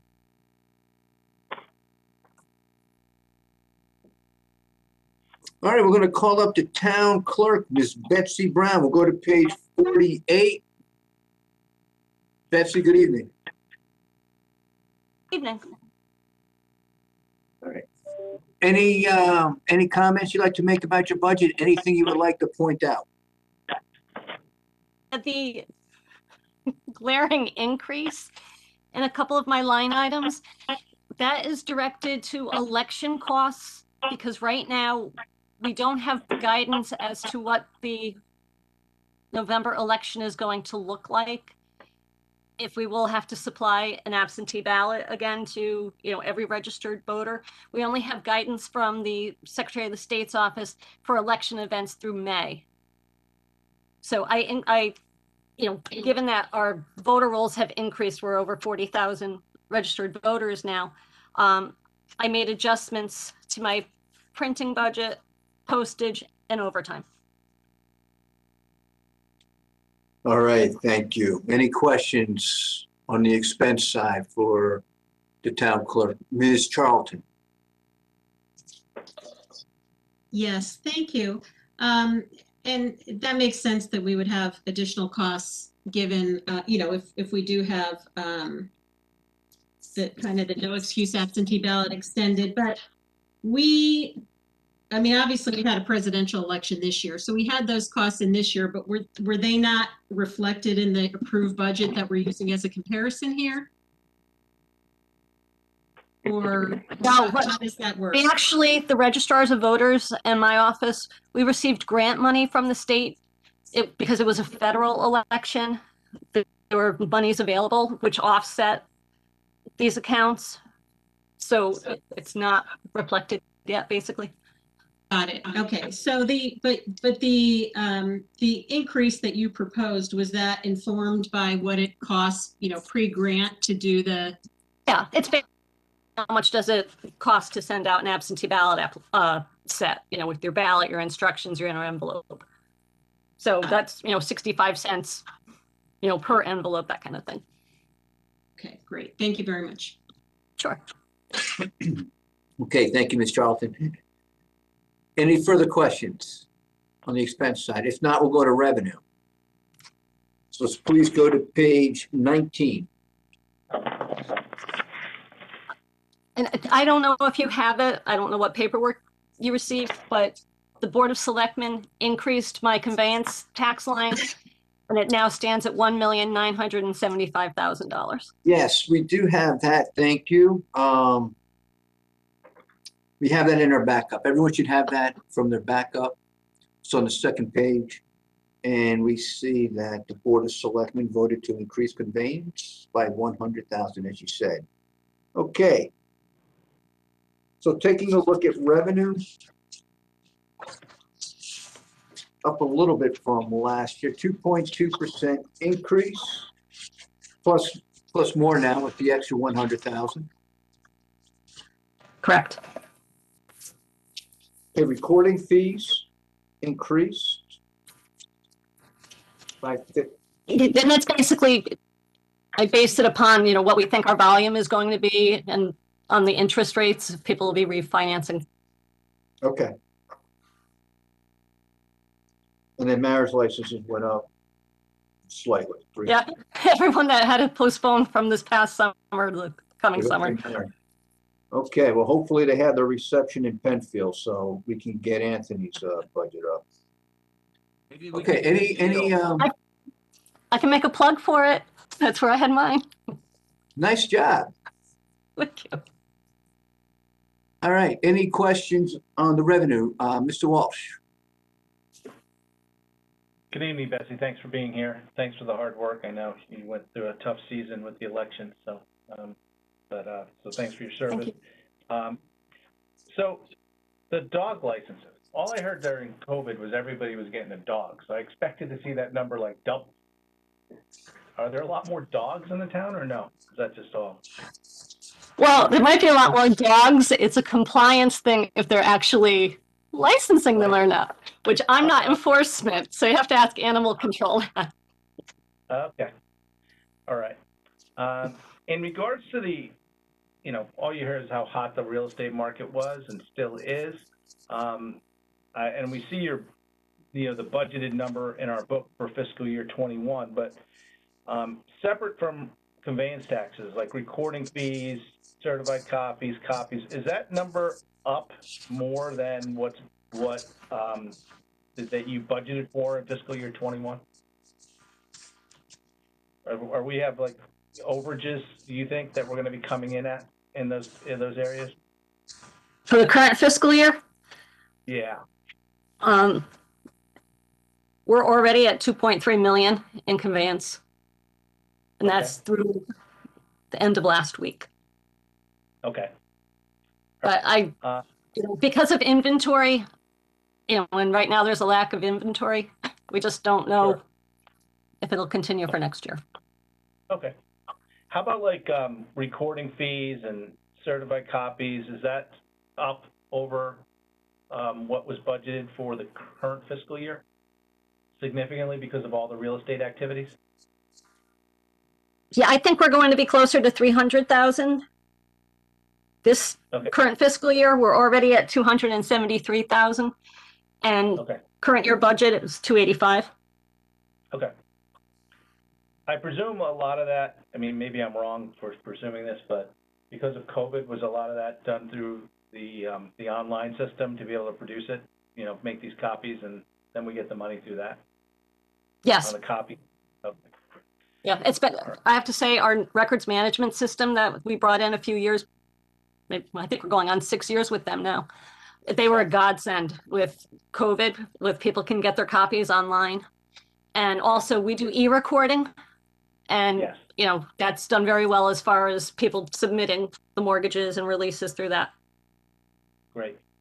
The only what if is whether or not a mortgage or a release, if we get the money or if the state does because of the MERS clearinghouse. Yes. Yep. That's always a catch-22. Okay. So some of your numbers here are a little conservative based on where we are right now, but you don't know whether based on real estate inventory, whether we're going to see the same activity because there's a lack of activity. I mean, have you talked, I know you talk to real estate agents and things all the time because they come to your office or whatever. What are you hearing? I mean, you think it's going to be a little slower than last year? Comparatively, last January, the inventory, this is single family and condos, were over 400 units. Mm-hmm. Current inventory is 200 units, a little over right now. Okay. That's good to know. Mm-hmm. All right. I have nothing else at this point. Thank you very much for the information, Betsy. Thank you. Thank you, Mr. Walsh. Any further questions on the town clerk budget? Ms. Marmion.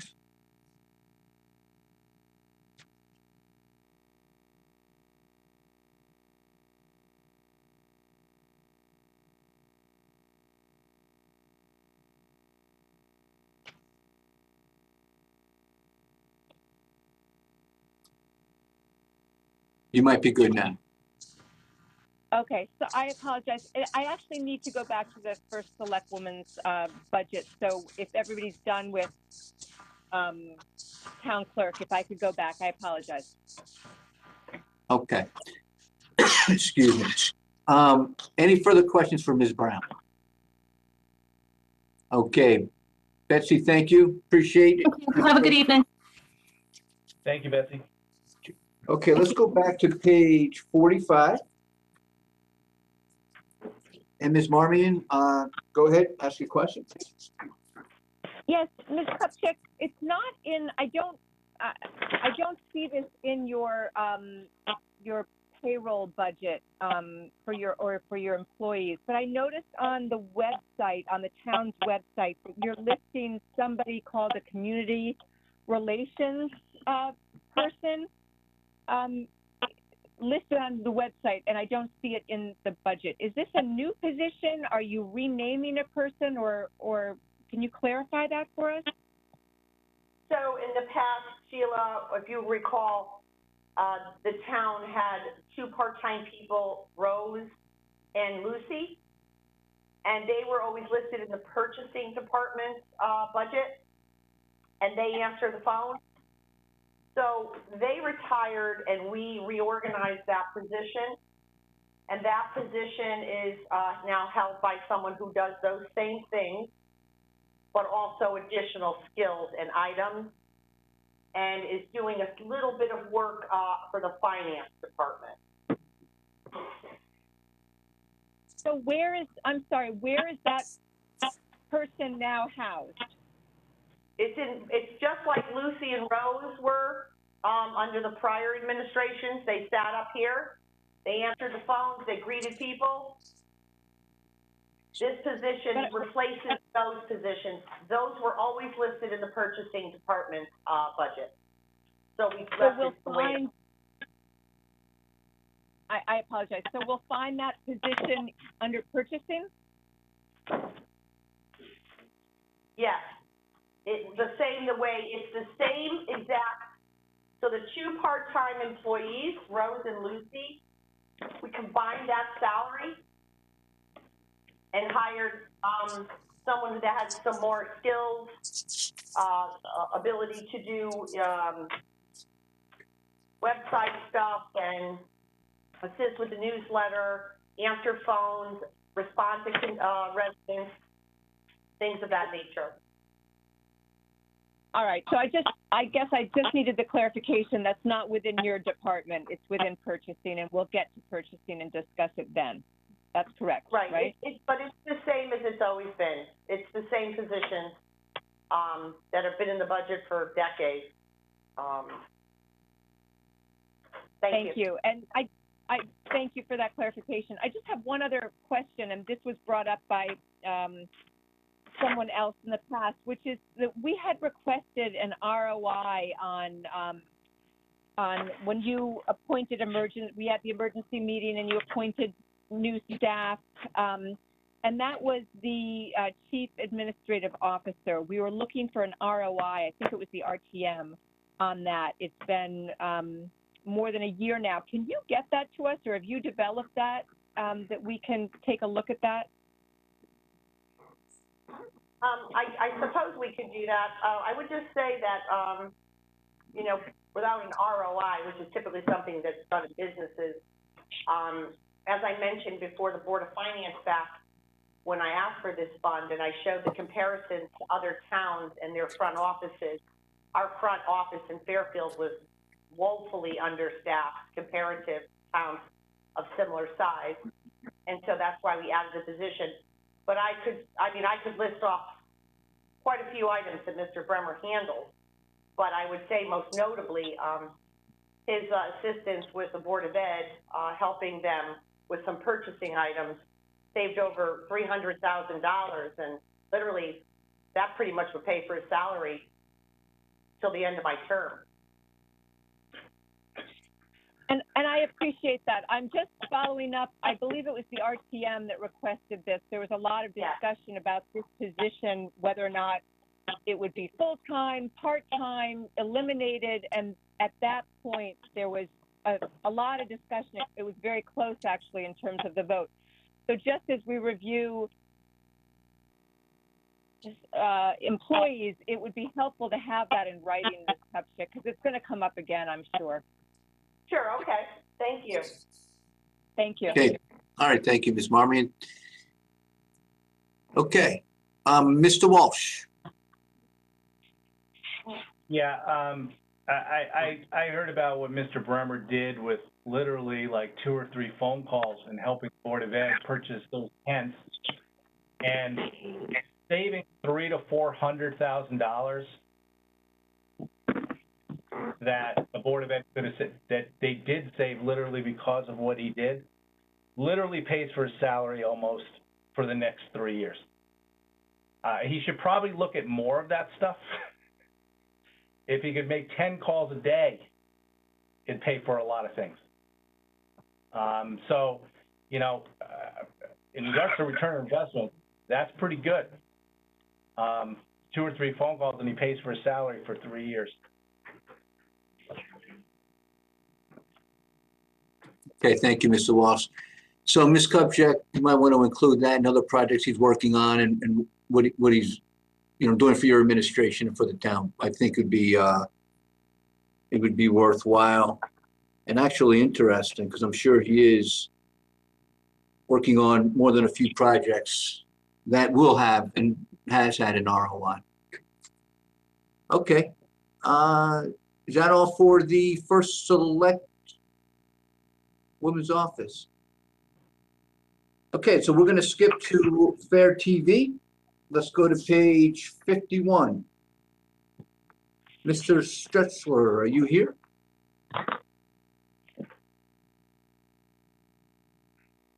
Strelzer. Strelzer. Yep. Yes, sir. You're on. Thank you. Okay.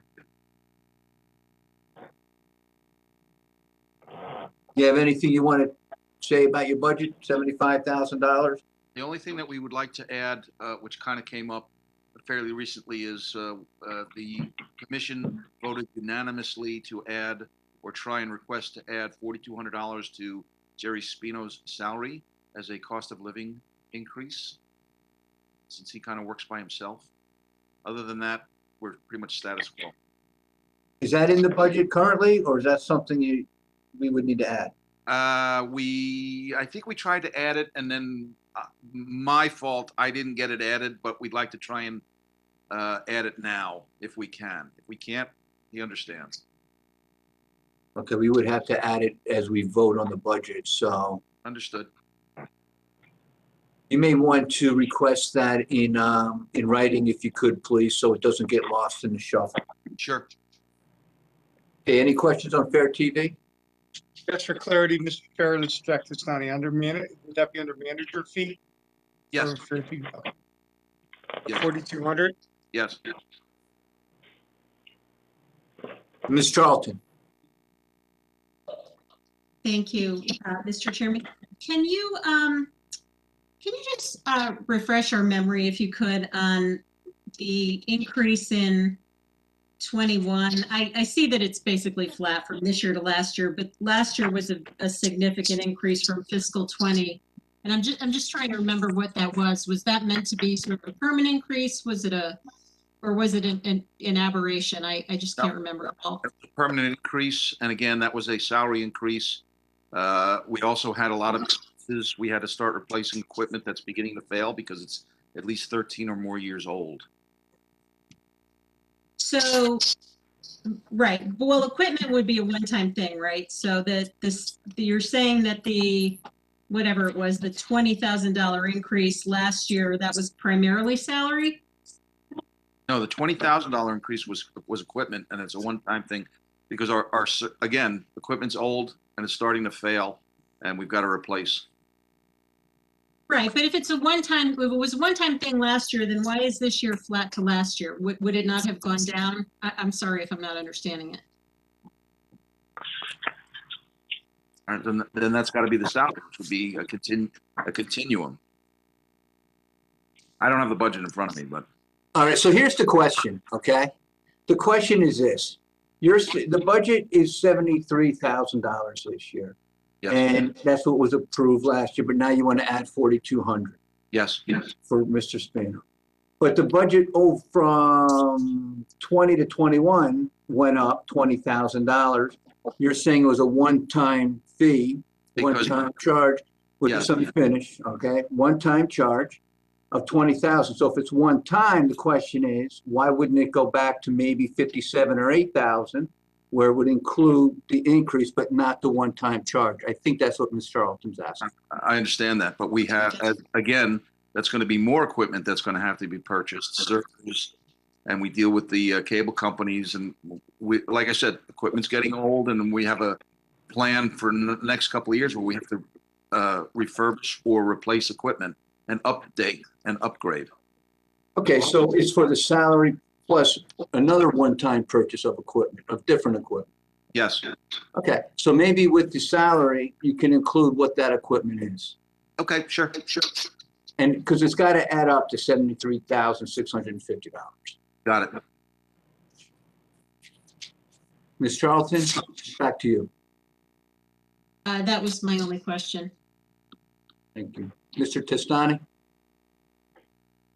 Thank you, Mr. Chair. I just want to follow up on what you just suggested, that perhaps we could add into that list what was bought last year. So if the increase last year took us up 20,000 because of equipment, what equipment was bought, how much was it?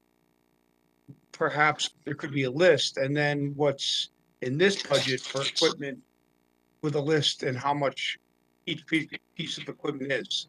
Because unless I'm missing it, I don't see any differentiation of the kinds of equipment and how much it's costing. Okay, we can do that.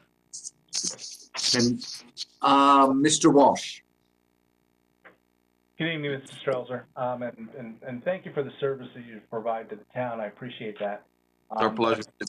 In our seat here, we have very detailed budgets, and we just need to see a little bit more information. Like what would be a nice start would be your yearly budget, and then show us like what equipment that you're buying on a yearly basis. I think you provide a very valuable service, but we just can't have people saying, no, this was one time, and then it's questions that you got here. So we're just looking for a little bit of information, and that would be appreciated. I will say that Jerry keeps very careful records, and I can go over to him and we can put something together and detail. That'd be great. And we like, everything you guys do. We like Jerry a lot, and you guys have all done a great job. So we just need to get some information. He's a very good asset. He is. Well, we agree. That's why we're glad he's getting a raise. So we'll approve the raise. All right, we'll put that together. We just want to see I'm more worried about the equipment than I am Jerry's Jerry's more resilient. Especially if he can make us all look younger. Yeah, that's a little editing trick he's got to do. I don't know if I'm going to get to it tomorrow, but by next week I'll sit down with Jerry. We'll put something together. All right, no problem. Next week is fine. Perfect. Thank you. Any further questions? Seeing none, thank you for joining us. Thank Have you. a good rest of the night. You too. Okay, let's go to page 56 for Registrar of Voters, and we have Mr. Elworthy with us, and Mr. Wagner, I'm sure, is with us. Yes, I see them both. Good evening. Who's going to hear speak? me? We can hear you. Hey, Steve. Hello, Mr. Chairman. So are you going to speak to the budget? You do have a negative 4%. Yeah, I don't know, Matt, do you want to go first or you want me to go? All right. Okay. Mr. Wagner? Silence, I believe, means you, Mr. Elworthy. Go ahead. Okay, well, I can kind of get things rolling here. Okay. Okay. All right. We have no primary. So that's why we have a bit of a reduction in seasonal payroll. Actually, pretty good amount. And the other thing I just want to bring up that last year when we did not have the primary on the original date, that we were able to give back 43,000 to the town. Or that was for fiscal 20. Excuse me, fiscal 21. Sorry. All right, well, thank you for that. Okay, as far as any increases, again, we're down 4%. There's really not too much difference here. And again, I don't know if Matt wants to add anything. Mr. Wagner?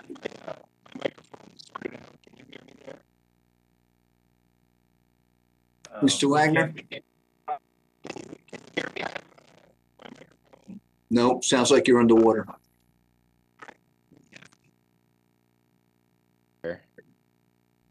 Is that better? Much better. Yeah. All right. So, Steve and I had sort of discussed that the main thing we wanted to sort of talk about as the driver of our budget is whether or not there are primaries in any given year. The fact that the 2020 presidential primary was moved from one fiscal year to another caused a little bit of chaos for us, fiscally speaking, which we were able to patch with both some state and federal grants that came our way and some outside grants that we applied for and received. So we're able to keep everything within the budget for this year. We do expect a little bit of a drop this coming fiscal year. And I'll say, just as an observation for the fiscal year that follows, we expect a redistricting to take place from coming down from the state in January, which will begin to affect our elections in the fall of 2022. So that's something that can have costs associated with it. I think our last decade redistricting experience was, it caused a lot of split districts, which caused confusion in the polling places for people. And one of the things I think that we learned and that we've discussed both among ourselves and with the first selectman's office and in the process of this year's budget is, to not be sort of penny wise and pound foolish, that, some of the decisions we make to save a couple of dollars can cause voter confusion, which is something we'd like to avoid. So that's something that we're going to be looking for implementing quickly and effectively in the next fiscal year, if we can. Yeah, which will be fiscal 23. Okay. 2023, Mr. Elworthy? Yeah, well, that would be when it would occur. All right, thank you. That's pretty much it. Okay, any questions for Mr. Elworthy or Mr. Wagner? Ms. Charlton? Thank you, Mr. Chair. And to either one of the gentlemen, this is just trying to understand the seasonal payroll a little bit more. I hear we have no primary this year, and that makes sense. We have obviously several years back here, so we've got 65,000 in for this year for seasonal payroll. Would that be comparable to 2 years ago, or how do you think about the budget cycles? I mean, 2 years ago was also, I think, just a municipal election. So I was just looking at that line item and wondering why fiscal 22 would be, comparably quite a bit higher than fiscal 20.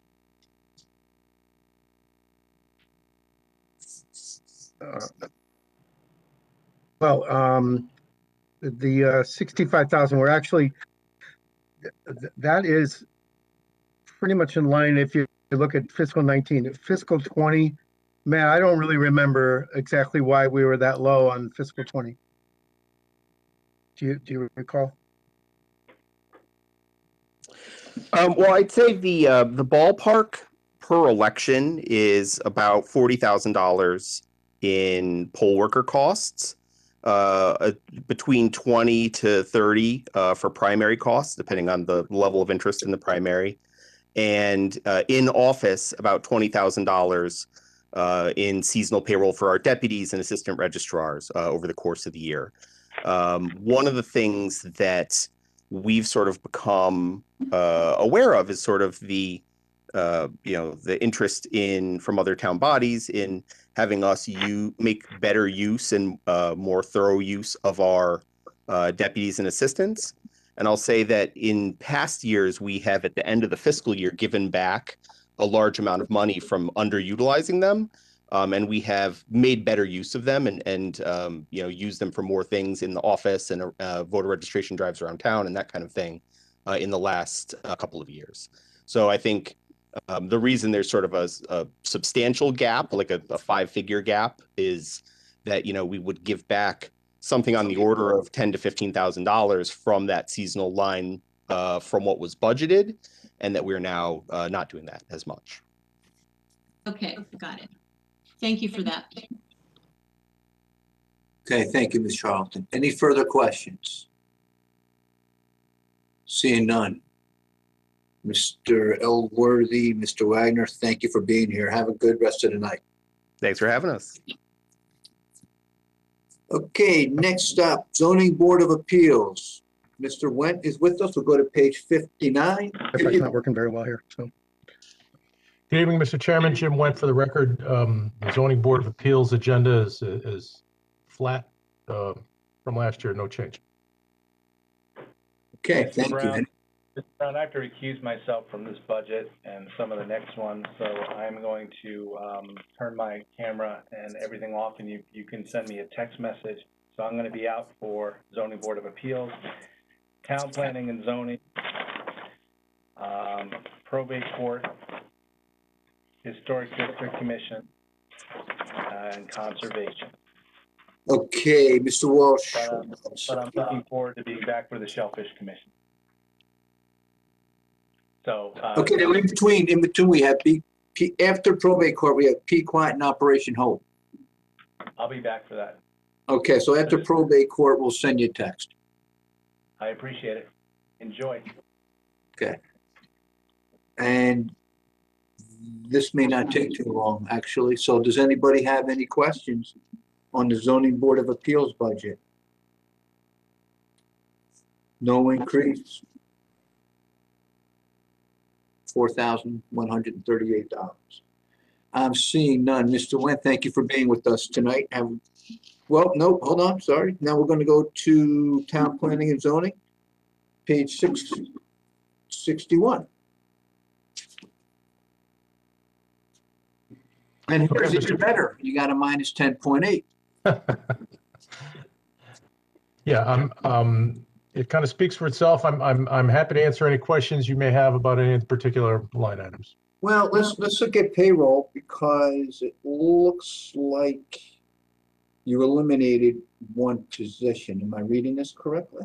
There is one position eliminated pursuant to the restructuring plan that was outlined earlier this evening by the first selectwoman. Okay. Okay, so I'm just reading her document over here in the reorganization plan. Is that the bulk of your savings? It is. There are a couple of line items that increase. One is fees and professional services. It's up $12,100 from last year for two reasons. One is the increased cost and frequency of court transcripts. When the commission has a court appeal, we have to make a transcript. So that cost is increasing somewhat. And we've also added some money for projected fees that our colleagues at MetroCog, we're going to be asking them to do some additional technical support work for our update of our plan of conservation and development that they've agreed to do, which is ballparked at about $10,000 that may or may not all be used in this next fiscal year, but that's why that increased $12,100. The other line item, it looks like a large percentage increase of 38% for motor vehicle fuel and lube, but that's a total of a $220 increase. Everything else is either negative or consistent with last year's budget. Okay, thank you. Other than regular payroll, because we'll go back to that, does anybody have any questions? Okay, so on regular payroll, it looks like two positions were removed, a planner and a secretary, and one was added, an assistant zoning enforcement officer.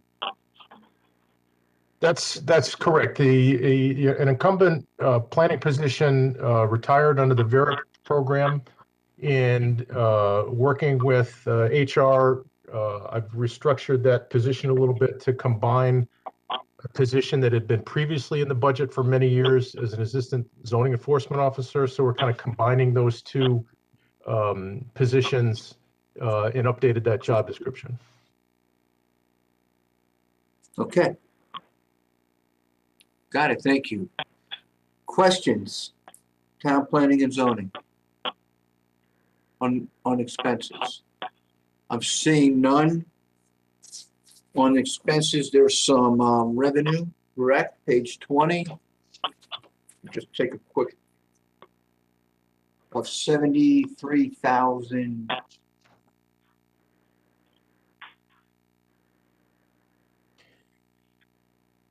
The revenue projection, Mr. Chairman, is fairly flat from last year. Looking at the numbers for this year, we are, I think, on target to meet our budgeted number. What's not reflected in here is the Affordable Housing Trust Fund fees that come in that aren't reflected on our revenue budget, but that's a trust fund fee. Right now, we stand at as of today, a little over $144,000 for that fee. When it was originally established, we projected $350,000 annually. Last year, we were at over $500,000, largely because of some large projects that both universities did that created those fees. We do anticipate within the next month or two, both universities have arena projects, if you will. Alumni Hall is being replaced at Fairfield U, and the Planning and Zoning Commission recently approved the hockey arena for Sacred Heart West Campus. So we expect that those two projects will likely bring in an additional close to $300,000 in fees for the Affordable Housing Fund. Okay, thank you. That's good news. Questions on revenue? Okay, I'm not seeing any further questions. Mr. Wendt, thank you for being here tonight. Thank you, Mr. Chairman. Okay, next, probate court, we have Judge Maxham with us. Good evening, Judge. Good evening, everyone. Can you hear me? We can hear you. Okay, great. My name's Kate Maxim. I'm the judge of the probate court. Happy to be here, Mr. Chairman and members of the board. I'm happy to also report that our budget is flat. We had to move a few line items around. We were able to establish e-filing this year, but it ended up creating a little bit more of a data storage cost and then actually a paper cost because we have to print out the documents when they get e-filed. But otherwise, we're able to keep it the same. Any questions? Okay, thank you, Judge. Any questions on this budget? I'm seeing none. So thank you for being with us tonight. Thank you very much. Good night. Good night. Okay, we're going to go to miscellaneous and we'll go to Pequot Library. So with the nonprofits, we have two here tonight, and we have Pequot and we have Operation Hope, and we'll hear from them both. As you know, there's other nonprofits that we can hear, and you know, when I was reviewing last year at this same budget, we went to midnight, and we didn't hear the nonprofits. I will say that if anybody would like to hear from any of the other nonprofits, if you could please let Mr. DeWitt know and me know, and we will schedule, okay? But for tonight, we'll hear from Pequot Library, and we have our Executive Director, Stephanie Coakley, and Finance and HR Manager, John Glecker. So let me just get Mr. Walsh back, and we will get started. But Pequot is on page 105.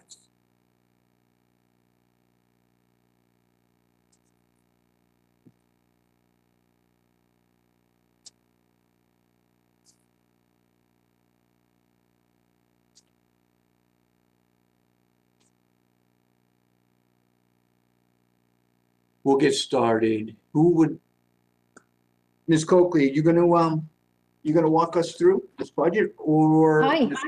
Yes, good evening. Good evening. Thanks all. It's always an honor to be here with you, and I want to first and foremost thank you all for fully funding Pequot Library for the current fiscal year we're all in. No doubt a most challenging and unimaginable year for certain, and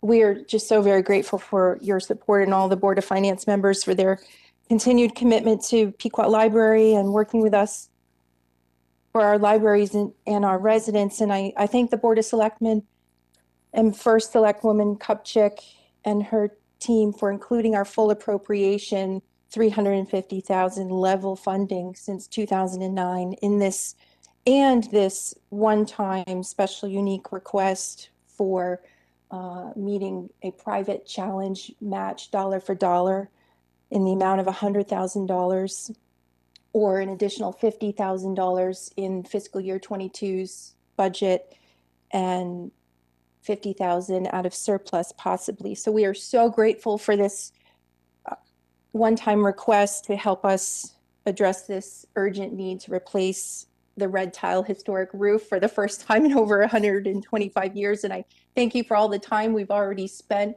on this capital project underway already over the last 4 or 5 weeks. And with that, I think I just end by saying thank you. And we're here for any questions you might have about our level funding and all that we hope you agree we do for the town's residents. John Gleckler is with me as our finance manager and HR consultant. Thanks again. Okay, thank you, Ms. Coakley. Mr. Glecker, do you have anything to add?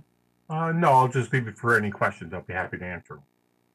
Okay, let me turn to the board first. Questions?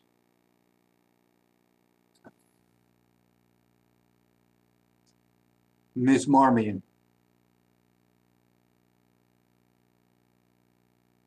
Thanks very much.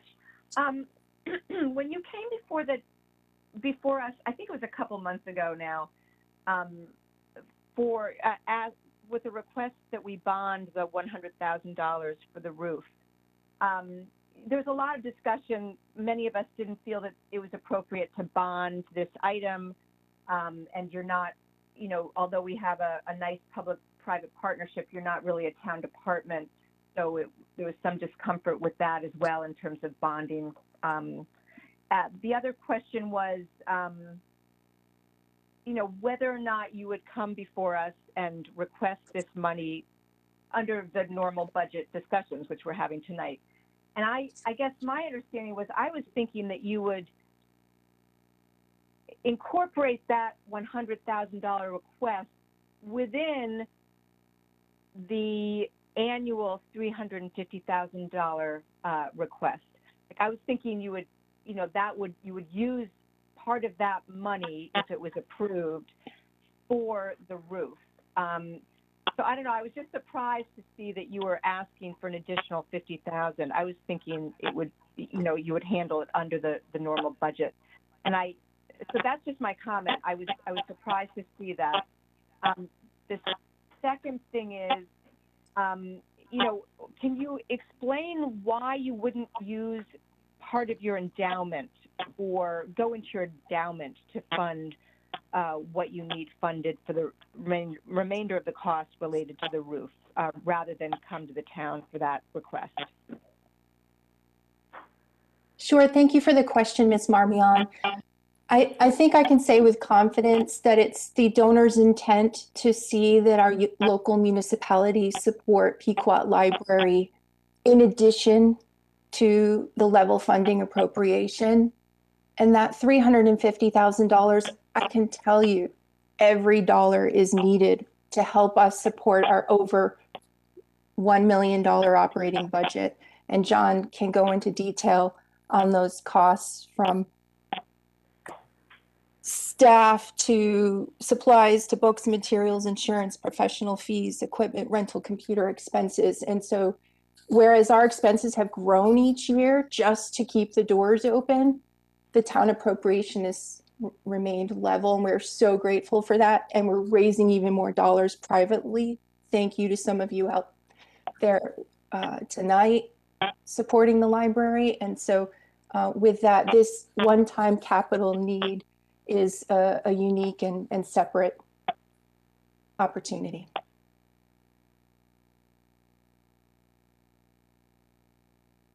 Okay, thank you. Ms. Marmion, I just want to come back to you for if you have a follow-up before we move on. And I guess my follow-up is really related to the endowment, which I know there are different, different nonprofits have different philosophies in terms of how they use their endowment, what it's to be used for. And I don't want to, really, I'm not trying to micromanage how you manage that endowment and what you use it for. I'm just curious from your, has there been discussion that you would go into the endowment or the interest generated from your base endowment or dividends to fund this roof? I mean, philosophically, is that something that your board has considered? It is. And John Gleckler, go ahead, please. But absolutely, Ms. Marmion, we may well indeed be faced with looking at a part of our endowment to help fund this roof repair. John? Yeah, right now Pequot Library uses the endowment, and it's an endowment of about $2.5 million. And historically, what Pequot Library has done is use the returns on a smoothing basis. So they've actually used about 4 to 5% of the investment returns in a given year to help support their operations. So as Ms. Colby just mentioned before, along with the town funding of the 350,000, we actually need another 120 outside of all the public support we get to really fund operations. And we count on that 120,000. If we really go in and take some of that endowment money out for capital projects, then we will not have that $120,000 return each year to help fund the operations. So it's really a nest egg that's meant to be kept there for perpetuity, and the interest earned on that used to help fund the operations. But as Ms. Colby just mentioned, if we do get the town funding of 100,000 and the additional match, we're still going to be about 200,000 shy of the 1.5 million that we need to replace the roof. And right now, the finance committee and the board is looking at alternatives, how to get that 200,000. And it might be actually to take out a margin loan on that investment and then try to repay that over a given time. Hopefully that answers your question. No, it does. I appreciate your explaining that to me. My one other question is, this has been a very tough year for everyone. You know, we've actually been able on the town side, through the Board of Ed, schools, et cetera, we've actually saved money, you know, electricity and, you know, because the buildings have not been in use as much. Have you found any savings with Pequot, staff savings, other savings, electricity, running your building because of COVID, because you haven't been operating? And can you share that with us a little bit? I know you've lost money because you haven't been able to fundraise with parties, et cetera, but can you talk a little bit about any savings that were realized? Sure. Like every other not-for-profit, every municipality, we had seen savings on certain things. So savings on staff costs, our staffing costs, actually, we reduced our staff to about 17% of what was the prior year. However, that did impact some of the programs. We're expecting in the next fiscal year, 22, that we're going to reopen and bring back some of those programs. But a lot of those cost savings were absorbed by all the lost revenue we got from our fundraisers. One of the biggest fundraisers we have is that annual book sale that bring in over $100,000, and we are not able to run that the way we've had in the past. And then we had to cancel 2 other fundraising events that actually decreased another $100,000 in revenues. The good news is we were able to get some additional grants out there. We found additional grants for about $75,000 to help offset that. We did take advantage of the PPP program that the federal government put in place. We were able to get $160,000 from that. But there's also some incremental costs that we had associated with COVID. We still had staff because we have curbside pickup, things like that. So we had to do more intense cleaning of the facilities for incremental costs. You got the costs of the COVID supplies, the masks, the cleaning supplies. But overall, our total cost this year is down about 15%, and our revenues outside those grants were down about 20%. Thank you very much. You're welcome. Okay, thank you, Ms. Marmion. Just a reminder, if you're not speaking, if you go on mute, because I'm hearing some type of buzzing noise. Mr. Mottola. So just so I understand what you just said to us, is the $100,000 that this anonymous donor is going to give is contingent on the town contributing $100,000. Is that correct? It is correct, yes. Okay.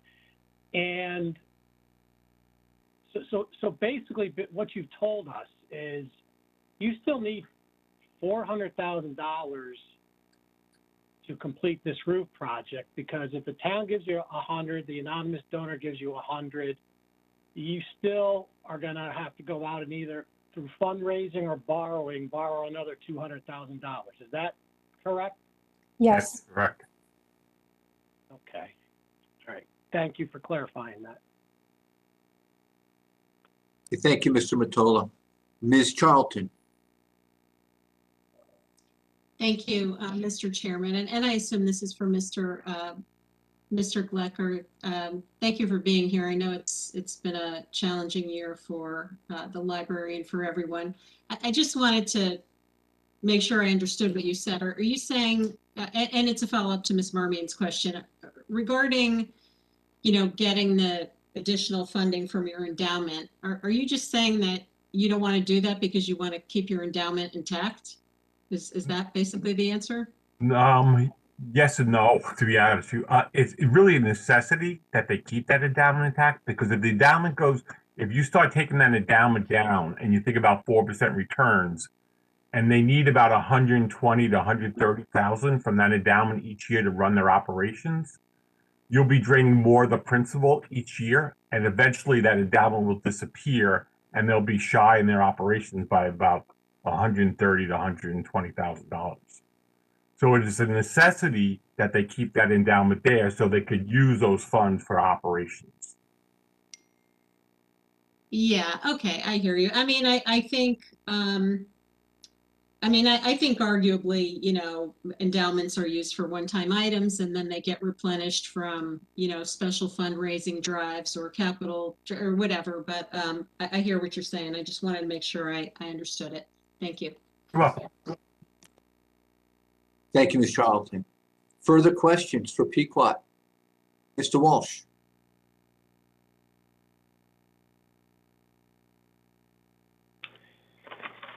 Good evening, Ms. Coakley and Mr. Glecker. Thanks for being back here again. A lot of your presentation you went over with us a couple of weeks ago. So I guess we've all heard it, and the reasoning for the extra $50,000 that you need, at least in this year's budget, which many of us, while we supported it, did not believe it should be bonded. So that was the reason why it's here, I guess.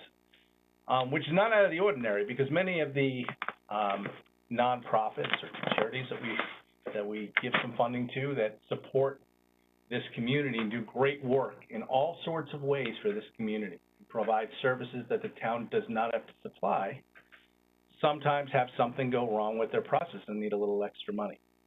And so I don't have a problem with you going up this year, although we'll see what happens next year. But the roof, to me, is kind of a special thing, because it's kind of funny when they show photos of Fairfield, of what this community is, and put it into photographs. I would say one of the top 5 photos is your library.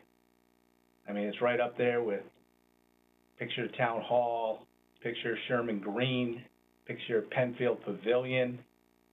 It's one of those things, you often see it on postcards and just other photos of this community, sometimes all on a collage on one painting or print. So, it is kind of a special thing, and it would be horrendous to see you not be able to complete that project. I also understand there's always continual questions. Every single year we do the same dance and talk about your endowment, which I have to say you've managed very well from what I've seen, and you're taking a conservative approach to make sure you have this funding. Because I see you as a complete partner with the town in regards to the entire library landscape. And that landscape includes 3 libraries: the main library, of course, Fairfield Woods Branch Library, and almost geographically perfectly placed is your library. And it's open to our town and all of our residents to use anytime they want. You provide special programming, and you do it, and it's been costing until this year with this roof about $350,000.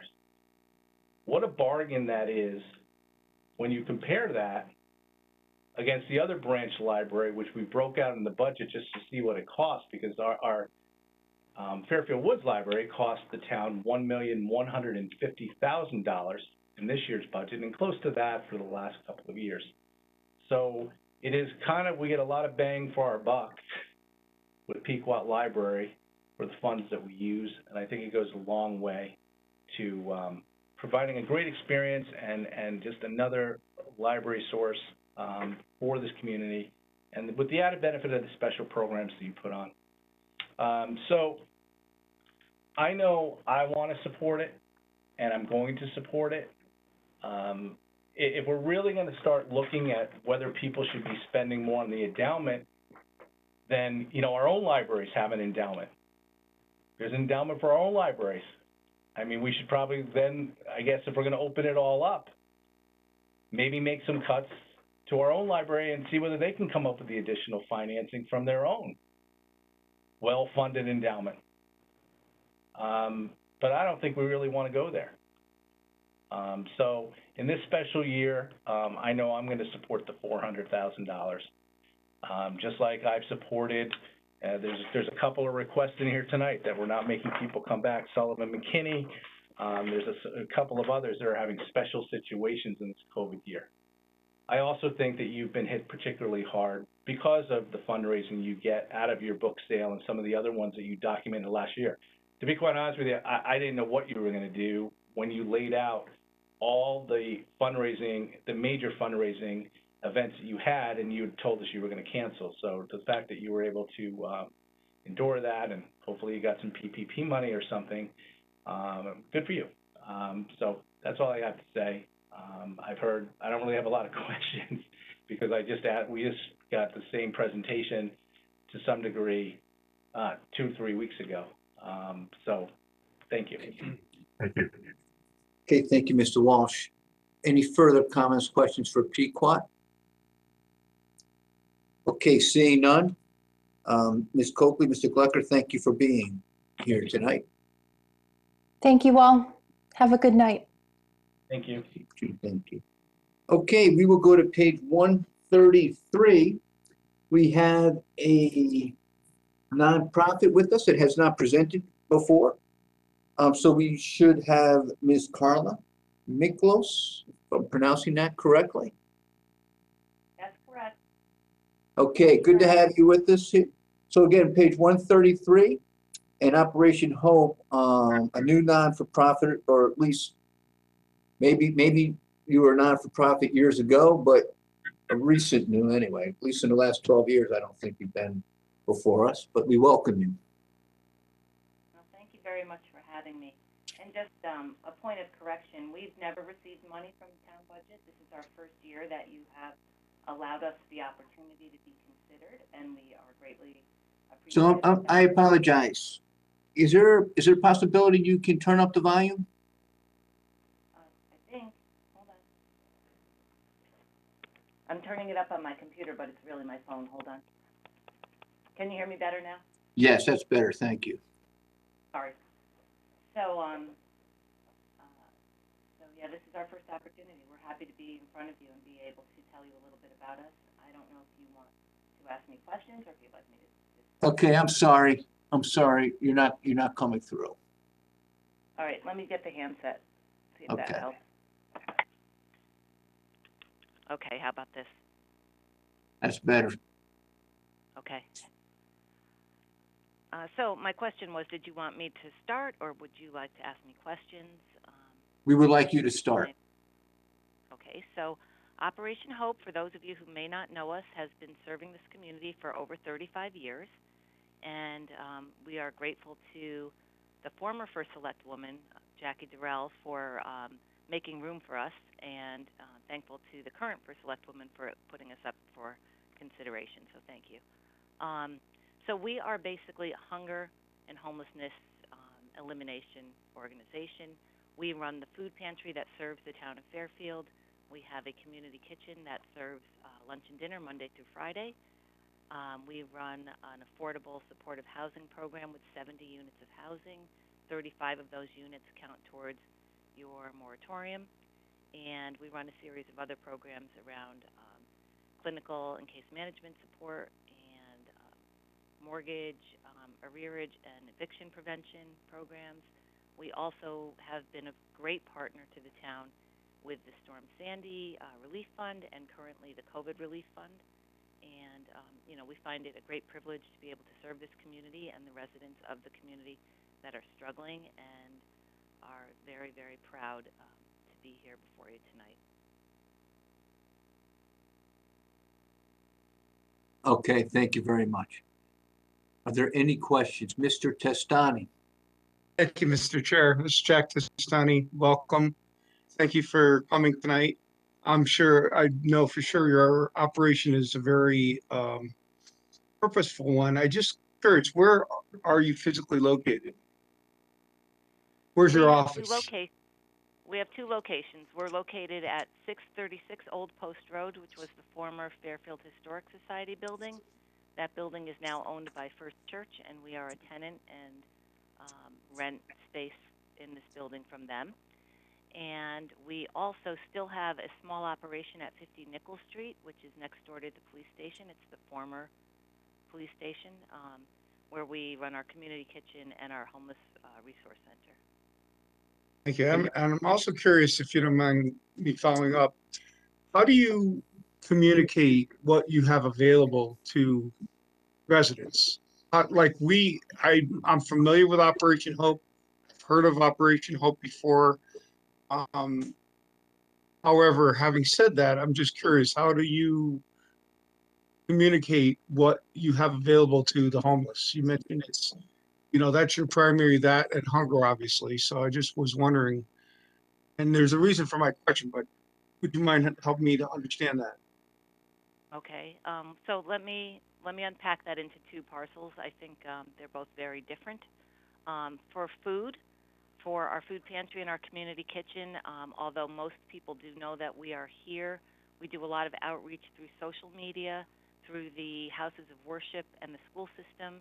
We are very visible during COVID. We've been operating, straight through. Our staff has been present all through the pandemic. So we did as much as we could to raise awareness through lawn signs, the First Select Woman's newsletter, getting information out on the radio, on television. We're very good at getting the word out, and people do know that we exist because we are the only food pantry that serves your community, and it's very important that that people know that we're here for them. So through word of mouth, through the school systems, through the houses of worship, through the library system, and everybody else, people get the information. And we also, as I said, have a pretty good social media presence. So we do our part to get the word out there. Homelessness is a different issue because homelessness is now a coordinated effort throughout Fairfield County. So for those of you who don't know, if you know someone experiencing homelessness, you meet somebody experiencing homelessness, or you yourself are experiencing homelessness, the solution, the front door to all services is to call 211.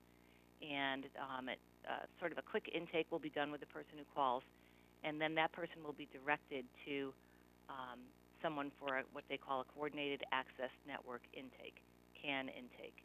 I have a staff of people who do those CAN intakes. Those people sit down and do a very comprehensive overview with the person who is experiencing homelessness to help them sort of share their story and help us figure out how to either divert them from homelessness altogether or quickly get them rehoused if that's possible. So that's the first door into all services across Fairfield County.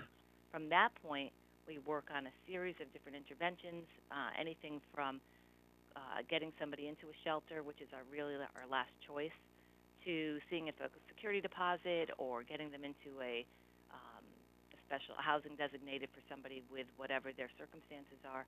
We work across the county from Stratford to Greenwich looking for housing, looking for any opportunities that we can. We have a lot of relationships with landlords, and our main goal is not to shelter but to house people so that they have permanent solutions to their homelessness. We've been doing this for a long time. We are an award-winning, top-notch professional organization. You can be very proud that we're here in your community, and we do things in concert with best practices across the country. We are not, sometimes it seems very grassrootsy to do not that kind of work with homelessness or affordable housing, but the kind of work that we do requires a lot of dedication from our staff, staying on top of trends and options and availability and navigating in many different worlds at the same time to make sure that people get what they need. So I don't know, I feel as if you might have a more specific question, and I'm happy to entertain that. Oh, actually, that was a great summary, and your work is certainly noble. I personally have family members who work with addiction-orientated type of organization. So I'm just curious, do you work, speaking of that, do you work in conjunction with Fairfield Cares? I'm just curious, because I believe they're more on substance abuse. I just was curious about the substance abuse piece of it. Right. We do, and you know, the fact is that many people who are struggling with homelessness are also struggling with complex mental health or addiction issues, and so not only is my staff, some of my staff work as addiction counselors, but we also do partner with all the organizations that we can, including Fairfield Cares, and it's very important. No one nonprofit that serves our type of community can work in a silo. We work together, and I'm proud of that. I think that our collaborations really demonstrate our commitment to the people we serve, the community that we operate in, and also give us greater reach and make us stronger. So I am proud of collaboration, and I talk about it proudly and publicly. No, that's great. And just one last quick thing, you mentioned signs, like sort of talking about who you are, meaning the organization and what you have to offer. Are there still signs around town? And if someone were to be homeless for whatever reason, they happen to be in certain parts of the town, would they happen to see a sign perhaps that would direct them to Operation Hope, or how would that work if they're homeless and they don't have food, or they're looking for money on the street or whatever? If they were happen to see a sign, is that something that's throughout the town now, or will it be in the town? So we had put out about 100 signs around town, and I think probably there are only about 35 left because people tend to take them out. So we're going to have to do that. However, we do have an outreach team. So I have 3 people that go out, 9 to 5, and then there's an overlap 3 to 8, and they're out there looking for people who are homeless or in need. We have a van. It's clearly marked that it's Operation Hope, and we go out and look for people that may be disenfranchised in some way. And then we bring food, we bring blankets, information, and right then and there we start working on a plan to get them out of the cold, out of the rain, into our coordinated access network, and on their way to getting successfully housed. So in our homeless resource center, we do everything from that initial intake, outreach, and then homelessness diversion and trying to solve their problem for them. So it's really comprehensive service. It sounds like it. Thank you so much for your dedication and your time. Appreciate you answering the questions. Thank you. Okay, thank you. Mr. Mottola. And then Ms. Marmy. Make sure. Can you guys hear me? Yes, you can. Thank you for coming tonight. Quick question and getting to the nuts and bolts. You've never come before the town seeking money before. Why are you coming this year? And is there a reason? Is there a need? Can you just elaborate on that? And what are you going to use the money for? That's the other question. Right. So we haven't come before you before because we haven't been allowed to come before you before. So I can't speak what happened before I came here, but I've been here for 13 years, going on 14 years. And it's always been a question of mine why we have not been invited or we have been left out of the system. And I'm just grateful to have an opportunity for us to finally get in front of you and for you to remember that we're here and that we're here specifically to serve this community. And we're doing things that are critically important, especially during this last year. So if we have never been able to demonstrate before how important our services were, I don't think there's anyone in this town that could say it wasn't important during COVID, that we were here to feed people, that we were open, and that we were, tireless in our effort to take care of our struggling neighbors. So that's the only reason you haven't seen us before, is that we were shut out of your system. So thank you for opening the door to me tonight and for hearing what we have to say. As far as what would we do with this money, or the first question was, why are we asking now? Right, We're and asking then- now because the opportunity presents itself. And Okay. every year we struggle to make our budget. We have a $3 million budget. We raise this money independently. A large portion of it is government grants because we do the work that the Department of Mental Health and Addiction or HUD, finds worthy. But a big, large piece of our budget is dependent on individual donations and fundraising.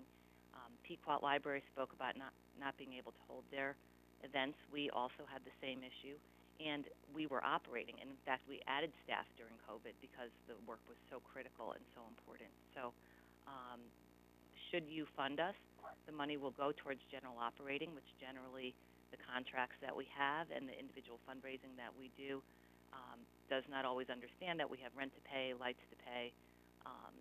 We have a lot of needs that are specific to keeping us open and able to serve the community that aren't always as appealing to general fundraising. So this, I believe we're asking for $25,000 if that's still what's in your Yeah. budget.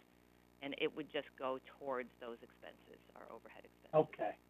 Thank you so much. You answered my question. I appreciate it. Oh, thank you.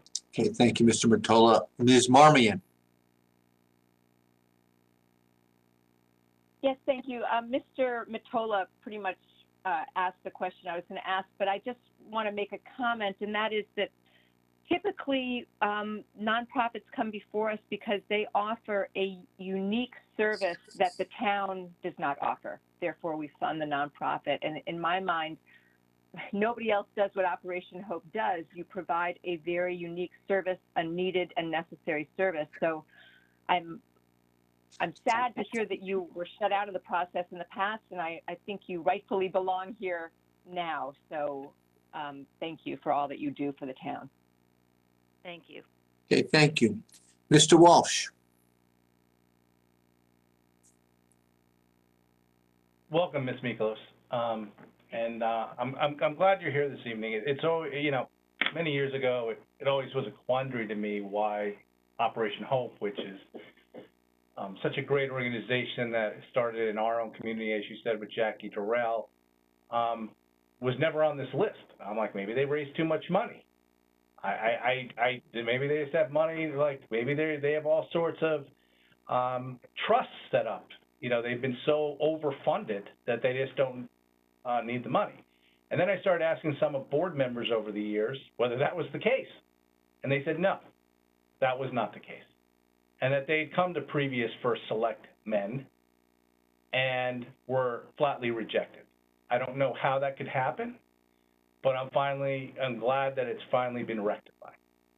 So, but just to follow up, because we've asked some things about trust, do you have any huge trusts that you rely on or anything for income? No, and thank you for asking that question. We do have a very small, I can't even really call it an endowment, but we did receive a bequest several years ago, and we took a portion of that bequest, about $100,000, and put it into sort of seed money for an endowment for the future. Our organization has always pretty much struggled to raise enough money to cover its budget, and so the thought of having an endowment was sort of a luxury for us. However, once we get out of this sort of crisis mode, I think our organization is poised to consider fundraising around endowment. It just has been that money always went back into programs and services. So, we aren't as lucky as some to have that, and also to have, a major part of our budget covered by one entity. Okay. And can you just, the reputation of your organization just speaks for itself. We just don't even need to get in. I don't need to get into that. But especially this past year, could you tell us, I know you've transferred more to the supplying food to people who can't afford food and things like that, and a little bit less away from the housing, as you had come before us once before to discuss. Can you just tell us what it's been like during COVID and how your resources have been stretched? Sure. Well, I mean, we all know it's been a year that like no other. And for us, we realized, immediately that we were essential keeping our community safe and healthy. And so we had to figure out how to continue to provide our food pantry service to a growing number of people, keeping our staff safe keeping our visitors safe and making sure that we were able to, receive donations of food to be able to turn that food around and get it out to people. So we realized that it wasn't going to be easy, and we sort of adapted our parking lot here at 636 Old Post Road to be a drive-up pre-packed bags of groceries instead of the choice that we would give people before, having people drive through, register, and then receive these pre-packed bags based on their family size. And we enlisted the help of the CERT team, which, thank God, what a blessing they were for us. And we just reworked our entire system, and it was very stressful for us to figure out how to do it. It was difficult for us to be sure that we were keeping ourselves safe, but we knew that the community relied on us. And the same thing with the community kitchen. Most people in our business just closed down, but we knew that it was important to the people who find food and fellowship with us every, Monday to Friday, that we were going to have to stay open. So we just created our own set of policies and procedures. We created safe space. We took apart our dining room, and instead we distributed tables and chairs throughout the second floor of the 15th building, started taking temperatures, providing masks. Instead of having people come through a buffet line, we would plate the food at the stove, put it on the table, step back, let one person take it and go and sit down, let the next person come into the kitchen. Very challenging to figure out how to do it and do it right, but that didn't deter us from trying to help. And then we took on the added responsibility of being your fiduciary for the COVID relief fund, sitting on the committee to review the requests and then handling all the banking for you. So, we're here for the long haul. We've been here for a long time. We care about this community whether or not we're funded, but we believe we're worthy of funding, and we're asking for such a small amount compared to what our budget is, and would be so grateful for this recognition. And it was interesting. I think Pequot mentioned this when they spoke, but it is true that when we apply for funding, funders will look to see, does your community support you? Does your board support you? And if you don't have that support, you sometimes can miss out on other private opportunities. So it's been a challenge for me to explain that over the years, but the love of this town that I have, I'm able to talk around it. But we have once or twice, just been ineligible for funding because we don't already have that base grassroots funding from our own community. Well, thank you for that summary, and really thank you for staying open during COVID and taking care of our most needy at a particularly bad time during this pandemic. I'm sure it was a lot of extra work, and as you said, a lot of other places closed, but it's good to know that you guys kept the light on and did the hard work and made it work for you and for the people that you serve. To me, you're more than worthy of these funds, and I'm just glad the first elect woman has stepped up and has included you this year. Thank you very much. Thank you. Thank you. And Ms. Kupchak would like to make a comment. Ms. Kupchak?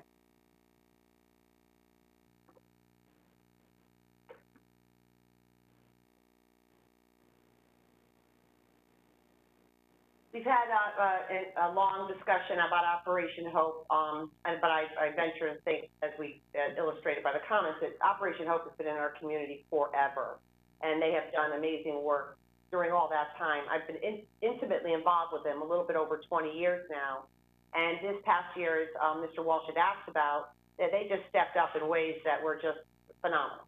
I mean, they served our community. There were so many of our residents who literally couldn't get food. People who don't typically go to food pantries were going to the food pantry. And so Carla, as always, and her team has stepped up and continues to step up for this community. Every single person who goes to that food pantry is from the town of Fairfield. So that's an important thing. And when I realized that Carla wasn't included in the budget when I came in and we had a nice meeting before I put my budget together, I was shocked that she wasn't in it. So I'm proud to have her in it. I'm excited to hear all these positive comments about it because Operation Hope is such an intricate part of our community. So I'm happy to hear all these good comments and looking forward to having it stay in the budget, Carla. Thank you. Okay, thank you very much. Thank you for being here tonight. And from the sounds of it, you don't have a worry about the $25,000. So rest easy. Great, thank you very much Okay. for having me. Thanks very and, much. I Okay, we're going to move on to the Harbor Management Commission, and that is on page 25. And Mr. Walsh, is this one you had to recuse yourself for? No, I can, I can be here. for that. Okay, that's good, because I don't think this will take too long. So we have Mr. Okay. Schwartzman with us. We'll go to page 95.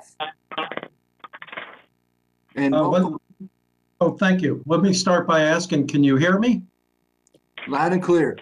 Good, I'm glad.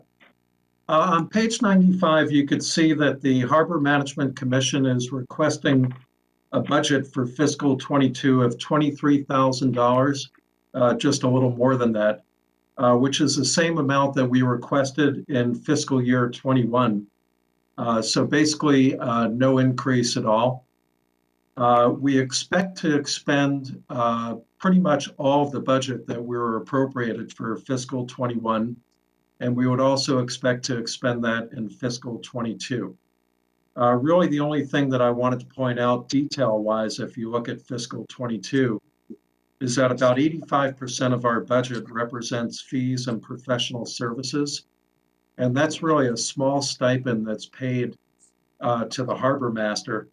And then also the fees that we incur for professional services of an outside consultant who has a great deal of expertise in harbor and coastal related issues. The harbor master amount, that stipend, is predictable from year to year. The fees that we incur with the outside consultant do change because of different projects that we're involved in or different issues that come up. So that's one reason why we're confident that we will expend the appropriation in 21 as well as 22. And I would be very happy to answer any questions that the Board of Finance may have. Thank you very much. Are there any questions for the Harbor Management Commission? Okay, I'm seeing none. Appreciate you being here tonight. Well, we appreciate your time and I wish you a good night. Thank you very much. Thank you. Mr. Chairman? Yeah, Mr. DeWitt, did I miss you? No, nothing for the Harbor Commission. I just noticed our agenda is missing budget 1210 Historic District Commission. So I'm just recommending we add that. We just do that budget. If anyone has any questions, maybe we could get that person to come in, but that it was left off of our agenda erroneously. Okay, what page is that? 1210, it's page 66. Okay, let's quickly go to page 66 and then we'll go to conservation on 69. Thank you, Mr. Chairman. All right, thank you for bringing it up, Mr. DeWitt. So it's a flat budget of $11,618. There is absolutely no change to this budget. Mr. Walsh? I'm recusing myself from this budget and the conservation budget to avoid the appearance of impropriety, since I have matters sometimes that go before them, so I'm going to duck out again. So, thank you. Okay, we'll let you know when we get to shellfish. Sounds great, thank you. All right, thank you, Mr. Walsh. The infamous shellfish discussion. Okay, so any thoughts, questions, comments on the Historic District Commission? If not, I would say we move on and we don't need to have any visitors on this budget. I agree. Thank you. Okay, so let's move on to page 69, to conservation. And Ms. Kupchak is going to be the presenter. Ms. Kupchak.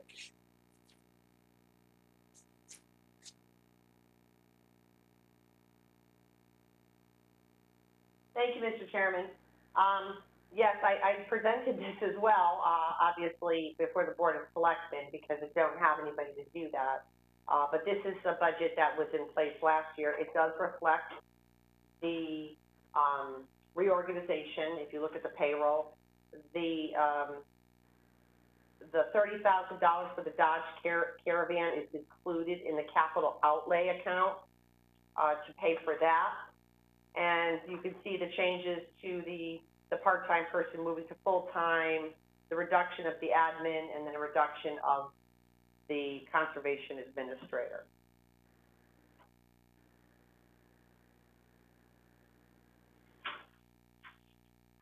Okay, thank you, Ms. Kupchak. And again, that's addressed in the reorganization plan that we have before us. So looks like we had 2 positions eliminated and 1 wetlands compliance officer added. Would that be correct?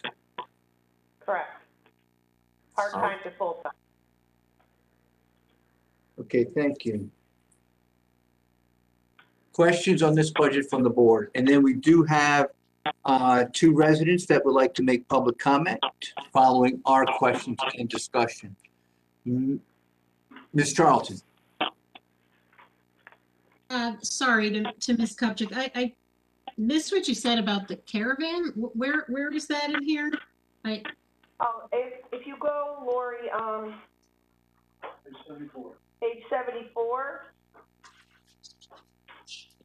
capital. Oh, got it. Okay.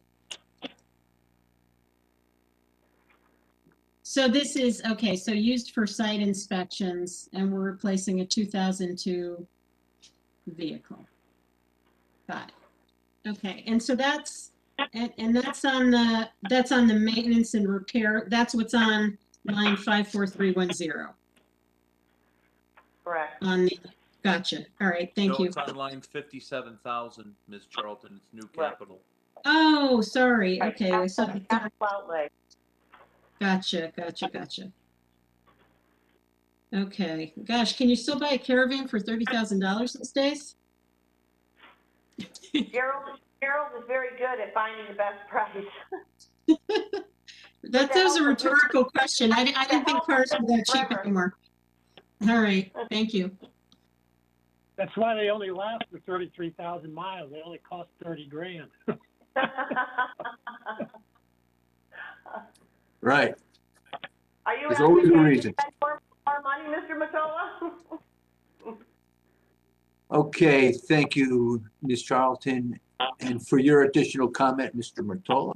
Are there any further questions? Ms. Marmion?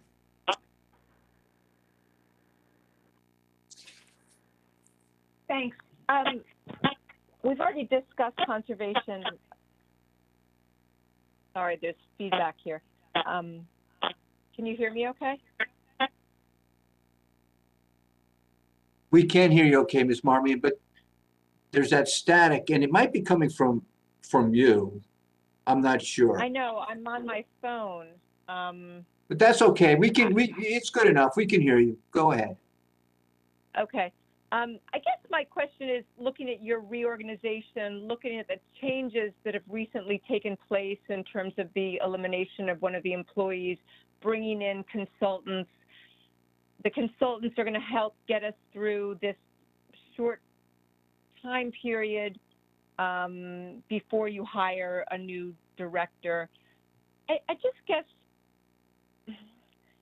and I guess the consultants will help us with this, but conservation is so critically important to Fairfield. Do we feel that we're missing anything, that I guess this is more a philosophical question, but I guess I'm just going to express my concerns. I can't make a recommendation in terms of cutting payroll. I can't necessarily make a recommendation right now in terms of adding people. It's kind of all an unknown to me, and I feel that it's somewhat nebulous. It's hard for me to look at this budget critically right now. I guess I'm just making that comment that I have concerns of where we are. I have concerns about preserving the integrity of this department to protect, our beautiful open spaces, our wetlands, and I don't know what to do with this budget because we're in a state of flux. So I guess that's more just a comment that I'm making. Thank you. Okay, thank you, Ms. Marmion. Are there any further questions from the board on this budget? Okay, seeing none, we're going to allow public comment. They contacted Ms. Carpenter and let her know that they would like to come on tonight and make a comment. And so we will allow that. We have Ms. Cassandra Marshall with us, and we'll turn it over to you. Ms. Marshall? Hi, Cassandra Marshall here. Can you hear me? We can, thank you. Okay, great. Yes, I just wanted to weigh in on the conservation reorganization. I think we can all agree that conservation is especially important in a coastal town. It's very crucial. So I just wanted to give my experience working with conservation. I was part of the 980 High Street. There was a proposed development there, and it has some inland wetlands in it. So I really got to know conservation very well. And I just wanted to bring to everyone's attention just how important this department is. They work with 5 other boards and commissions, and they also run complex environmental programs. So I'm concerned that reducing conservation staff will weaken that work that's just so important to Fairfield. And I just want to make sure that there's I don't know if there's a perception that conservation is overstaffed, but I just want to testify to the complex work that they do. So for example, in the 980 High Street situation, the administration staff position had put together this 21-page document that was super detailed. It had a lot of scientific knowledge attached to it. And so I'm just concerned that by cutting this administration staff position, that it's going to compromise, the quality of work that the conservation department is in charge of. So I'm really concerned about the staff recommendations part of it. These are very complex projects that they work on, and they require full-time attention along with deep local knowledge. So that's what I'm concerned about as well, is I want to make sure that whoever is doing this work is local and has an understanding of Fairfield's ecosystem. So basically, in conclusion, I'm just really worried that cutting this position or outsourcing this position will weaken the department. And I think a robust conservation department is paramount to Fairfield's long-term health. So I look forward to a new and strong director. I hope that person will be a superhero for our conservation, but I want to add that every superhero needs a sidekick. So I fully support making sure that we have a fully staffed department. So that's all from me. Thank you. Thank you for your comments. And before you go, as we need from every resident that has a public comment, can you please state your home address? Sure, 112 Judd Street. Thank you very much. Thank you for your comment. Yes, thank you. And we have Ms. Kathy Braun with us tonight. Ms. Braun? Okay, I'm trying to, do I unmute myself or do I use my phone? You're doing well, just the way it is. Can you hear me? Okay, because it says unmute me. Okay, so I'm going to springboard off of some of what Cassandra said. Hey, sorry, Kathy, can you just give us your address? Yes. Yeah, sure. My office is at 79 South Benson. My home address is 245 Sunny Ridge Avenue. Thank you. I was told I have 4 minutes and I'm going to use it, so please bear with me. Okay. I want to thank you all for holding these lengthy meetings. I never sat through a whole one before, and I do appreciate the time and attention you're giving to everything.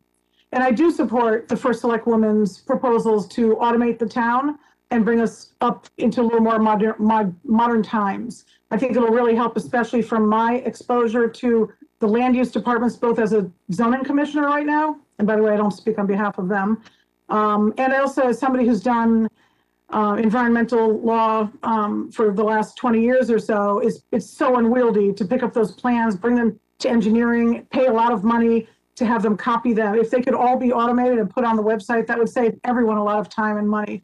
I think we can achieve savings and efficiency, so I applaud that. Just to introduce myself, I'm not only a tree hugger, I do have an MBA, I do have an economics degree, I have taught business law at UConn as an adjunct, and I currently practice a lot of real estate law. I'm very concerned about the environment as well, though.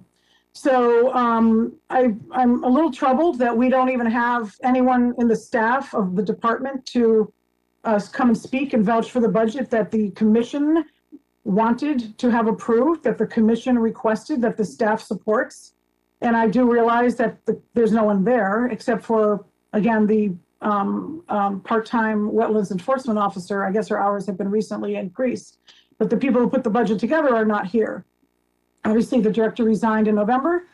The second in command was removed, I guess, a couple weeks ago. And the new consultant does not have the time or the exposure, maybe not being hired to come and vouch for the budget. So that troubles me. The other thing is, I just want this commission, this board to know what the department does. And there are fiscal impacts, both long-term and short-term, that I can see. I can't monetize them or metricize them. It's hard to do. I analogize environmental health like bodily health. If you keep eating cheeseburgers, at some point you're going to get a bad diagnosis, and it's going to cost you a lot more later and be a lot more suffering. I see the environmental health of our community and our natural resource protection kind of along the same analogy. It's very hard to put dollar value on it. And I'm really beseeching you to see that as a long-range goal of our town and something our town should be applauded for. You may not know, but Tom Stanky was the first conservation director in the state of Connecticut, the first open space manager. I believe our whole program, or the department, started because of open space. Open space is not just building, some trails. It requires environmental stewardship, as do all the other programs that they do. So it's really, this year is our 50th anniversary of having such a nationally eminent conservation department. It started in 1971. And it's just so sad to me that right now we have no one here to even support the budget that the commission wanted you to approve. It's sad to me that after 50 years, that's where we are. But going down some of the things they do, which I hope you do recognize there is a fiscal impact. Number one, wetlands gets all the attention, but I'll start with that because wetlands is a state mandatory regulatory role, just like zoning is, okay? You have to regulate the use of land. They're not making any more land. It is where it is. We have to protect it where it exists. We have to protect our resources where they are. So the wetlands, when people put in their applications for development, often they go to the wetlands agency, which is the Conservation Commission wearing their wetlands hat as the first step, okay? It's going to keep going up. Our zoning laws are being diluted. As we speak now, I'm studying it a little bit, what's going on in Hartford. There will be changes to our zoning laws. We will have much less ability to control how we protect our land and our resources at the TPZ. It's going to happen. I just don't know exactly how extensively or when. So these 8-30Gs, the new ones coming down, that's on steroids. Put it on steroids. So the Conservation Commission, when they wear their regulatory hat, is critically important. Tom Stanky developed a vigorous defense of our resources, and I haven't seen it in any other town I've been in. I've probably been in, I don't know, I don't do only that type of work, but I've probably been in at least 10 other towns. You get bullet point memos, maybe a few pages. You don't get someone who knows the 50-year history of the parcel and will research beyond that and see, well, was it a farm? Where did the lead come from on the Exide property? And go to that length to study the parcel to figure out where the impact could be of the development. We need that. They write these 10 or 15-page treatises on each parcel. That comes before the Wetlands Agency. And by the way, as a zoning commissioner, I want to see that because that's how I know what the land is all about and how it could be further impacted, even not just in the wetlands, but the rest of the land. And that protects all of us having that knowledge base, the dedication and the commitment.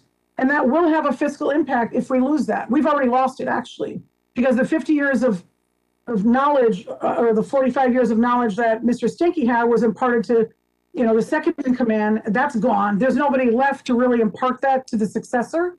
I don't believe an outside consultant has even been hired to do all of that level. It would be very prohibitive, costly to do the field work, the research, the history, and all that, and write, a 10-page memo. I hope they do, but that remains to be seen. But as I sat here tonight with my background, I see that every other department in the whole town is either getting an increase, staying the same, or a very minor decrease, or in the case of zoning, I'll go with what Jim said, okay? He wasn't upset with the cut, but it was a pretty big cut because he found a way to figure out how to consolidate or work it out from a staffing level. There was no one in conservation to do that. Okay, We Ms. all know the Warren, problem. Yeah. I'm just going to ask you to, 4 or 5 minutes is up, if you could just make a final I'll go point. through the details. Okay, zoning, the Wetlands Agency pays for itself. Years ago, they set the fees to cover the budget. And it does. It brings in several $100,000 and it more than pays for the administrator position, as well as every other cost of the wetlands program. Those fees are set, and they were raised, I think, under the Flato administration because he wanted them raised, so he kind of like, I guess, told the director, you're going to go down in your budget if you don't raise the fees. So they were set to cover that. Now we're going to decrease the staffing.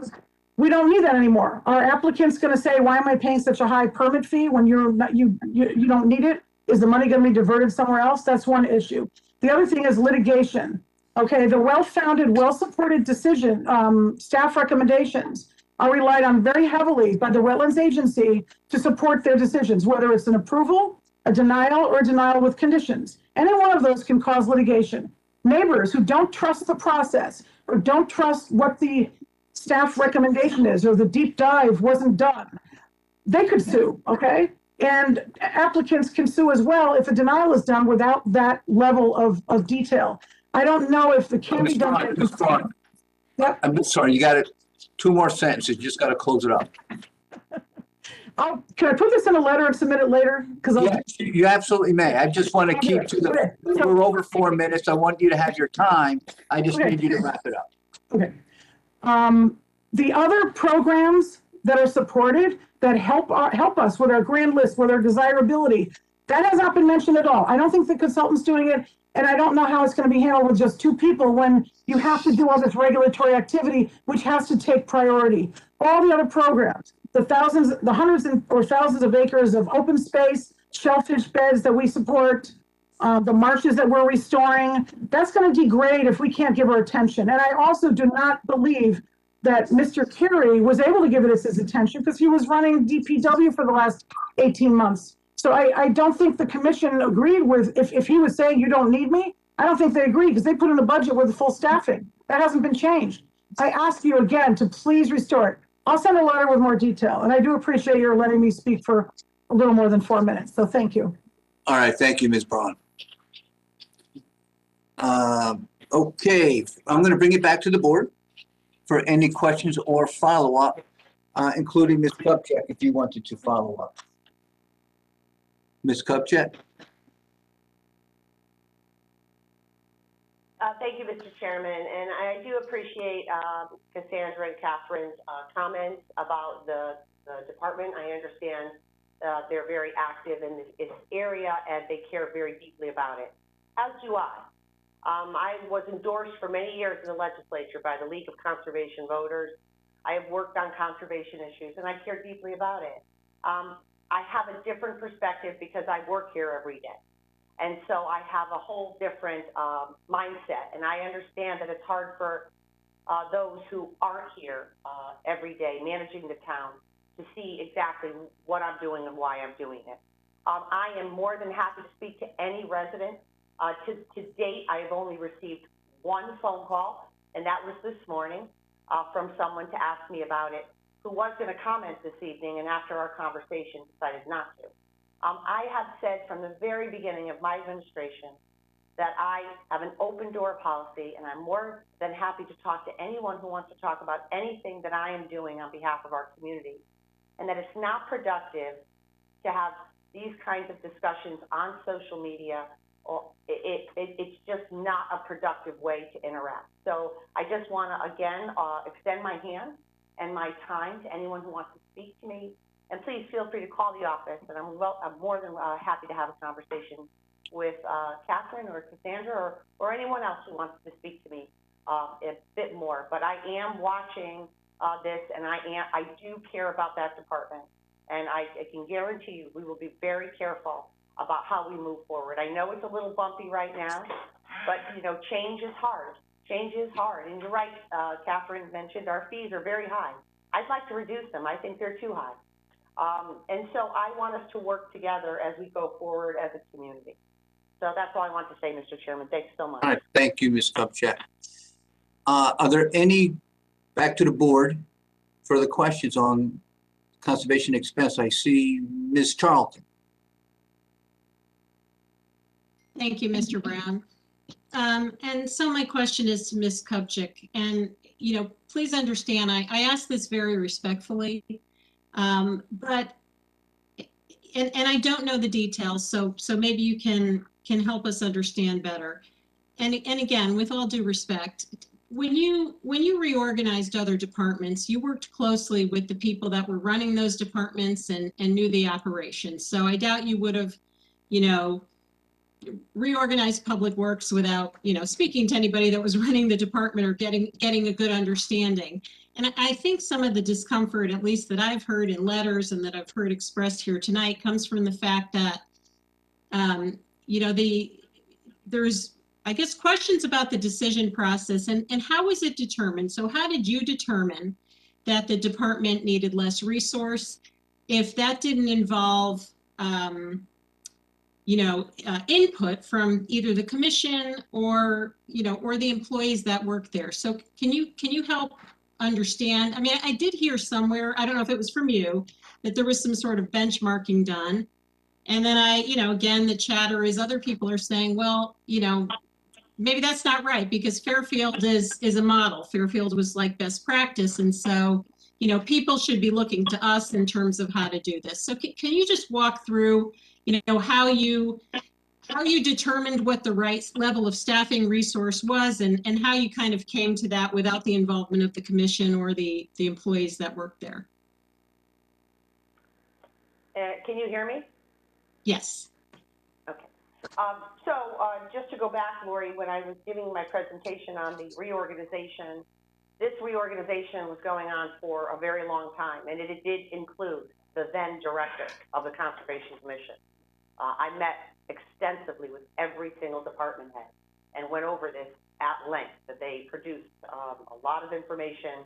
And so through that work, based on some of the information, a lot of information from our residents and from our businesses, and compiled with the fact that we were putting online permitting in place, led me to believe that making the part-time wetlands person a full-time person who was very a capable young woman, and having a qualified director in the position doing just the director work and not DPW and the conservation work, and having the admin that we have there now is more than sufficient to be able to run our conservation department. Whereas other staff, as Catherine Braun mentioned, that isn't really being discussed now, but we still have our open space manager, we still have our wetlands, we have our wetlands compliance, we have our conservation crew chief, so we do still have staff.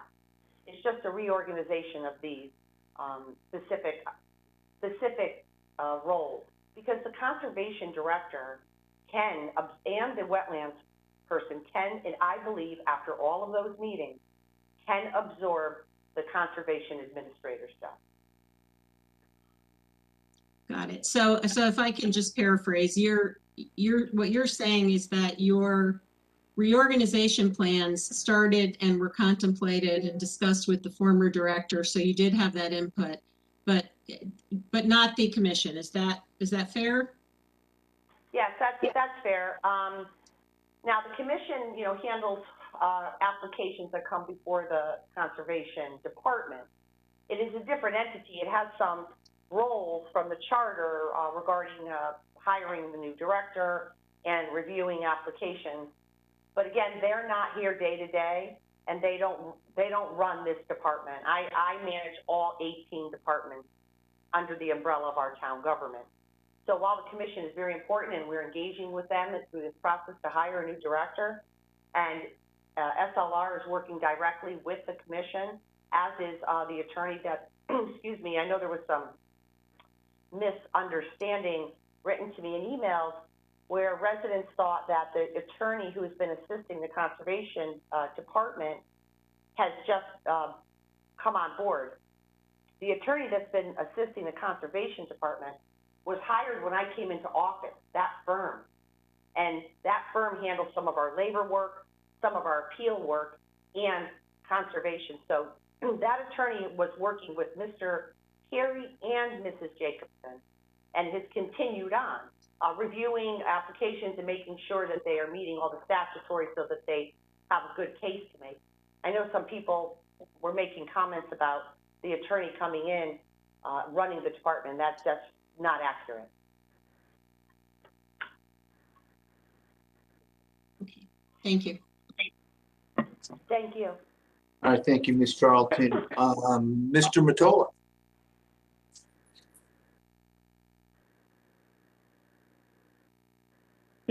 Just real quick, and I think I understand your answer. Did you consult with any outside sources with respect to your reorganization of this department? No, Mr. Hazelkamp did a review of other towns and the level of staffing, and we're, with this reorganization, pretty much in the middle. Okay. All right. Thank you. Thank you. Okay, thank you, Mr. Mottola. Any further questions? Okay, seeing none, I do want to, we should go to revenue. So let's go to page 12.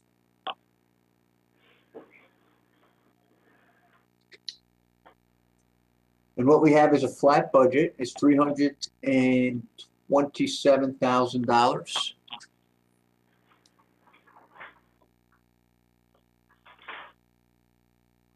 From permits and application fees. Ms. Kupchak, do you have any comments on revenue? No, Mr. Chairman, thank you. Okay, would the board have any questions on revenue? Okay, I'm seeing none. Okay, that concludes our discussion on conservation. We will move on to shellfish on page 75. And Mr. DeWitt, can you just please text Mr. Walsh? Thank you. So I guess I'm doing this one too. There's really not much to discuss here, Ms. Kupchak. I mean, unless it's a flat budget, and unless there's something you know that we don't know. No. Okay. It is what it is, right there. Okay. Let's move on to miscellaneous contingencies, page 81.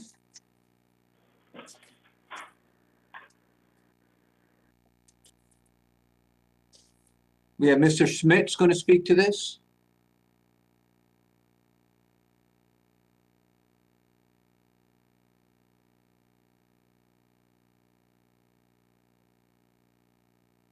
So, Mr. Schmidt, if you could just let us know what the money was used for over the past year in miscellaneous contingencies. Do you have that? Yeah, it's hard to say that it was one thing or another. It's a variety, and when you read the description there, you get a sense of what it is. There could be sort of I don't want to call them, there are expenses that come up kind of unexpectedly, but they're not large expenses. So, for example, one of the items that has recurred this year and in past years with things like fingerprinting. There may be portions of legal fees related to matters that come before the town that are, again, just for an hour here or 2 hours there of work. So it's hard to categorize these things in one bucket, but they're unexpected costs that come up that are fairly small. All right, thank you. Are there any questions on this budget? Seeing none, well, let's go to page 91, Community and Economic Development. Mr. Barnhart, welcome.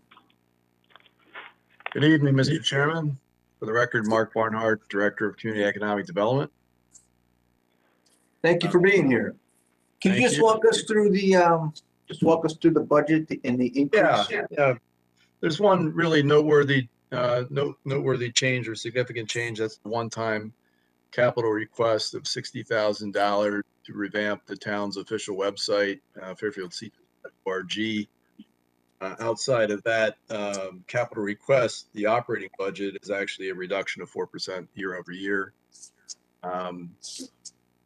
as mentioned, I think in the first Selectwoman's address, there's a request to upgrade the one staff position, but it doesn't really have a financial impact. The idea is that we would look to have somebody with a little bit more marketing background or skills in that particular arena to provide administrative support to the department. Okay, thank you. So has this one position been eliminated already? The person that the current occupant for the clerical position has been on extended long-term medical leave since much earlier this year. So in fact, I believe her employment has been terminated at this point. She's exhausted her FMLA benefits. So we're looking to fill that position as soon as we can. Okay, I'm sorry. Are we filling that? I thought we're trading that position. We would, yes, I'm sorry. We would fill the marketing position as soon as we could. Yes. Okay, thank you very much. Questions from the board, Ms. Marmion. Thanks very much. Just if you could briefly comment, this has been a very tough year for vacancy rates, I'm assuming, with COVID, with people working from home, with trying to attract companies to Fairfield, or maybe not. Could you just comment on where we are in Fairfield right now? Yeah, it's a year unlike any other, for sure. Obviously we've, as the first Selectwoman indicated earlier, we've had to pivot and refocus most of our attention as relates to economic development, business retention, working with our existing business base to ensure that they're in a position to survive.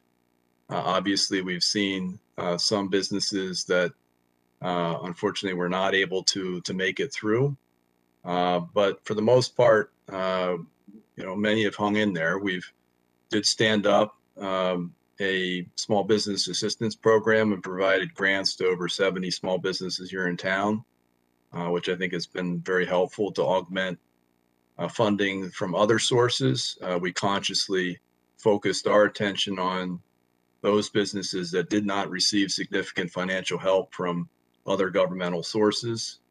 And so we were trying to, again, make sure we're in a position to support the smallest of our small businesses and make sure that many of those mom and pops would be here post-pandemic. Thank you. Just one other question. I know that the website or the revamp of I believe it's the overall town website, yes, is now the cost is being housed in your department. Is there an emphasis on that website on attracting or retaining businesses? Is that why it's housed in your department, because of the focus on marketing Fairfield? Well, I think, yeah, I think this is going to be a multi-department effort. I'm not expecting to lead the effort to revamp it, although I would expect to be part of the team. But I think the intent there is because we are so heavily involved in marketing the community that this was seen as an extension of that effort. And so it made sense to include it within our department. But I'm assuming that there's going to be an effort on that website. Yes, I mean, on Fairfield attracting. Okay. We currently have a standalone website that is externally focused on attracting businesses to town called Choose Fairfield. That is also incorporated into our existing website. So I think we're looking to see if we can again bring some of the more modern graphic design support in terms of what we do with the main Town of Fairfield website. But yes, it'll be fully integrated so that it would be used as a marketing tool, not just to inform the resident base, but also attract businesses to the area. Thank you. Okay, thank you. Mr. Walsh? Oh, and then Mr. DeWitt and Mrs. Charlton. Okay, I'll get to you. Mr. Walsh? Good evening, Mark. How are you? Good. Good. The one line that dropped in your budget substantially, at least on a percentage basis, was the fees and professional services. Did that have anything to do with that? I forget the name of the organization that Mr. Chetro joined. There was like the Fairfield County 5 or you know, if you can help me with that name of that organization that was trying to sell Fairfield and these other communities. I think they're trying to sell it into New York to see if companies would come out and things like that. Yes, yes and no.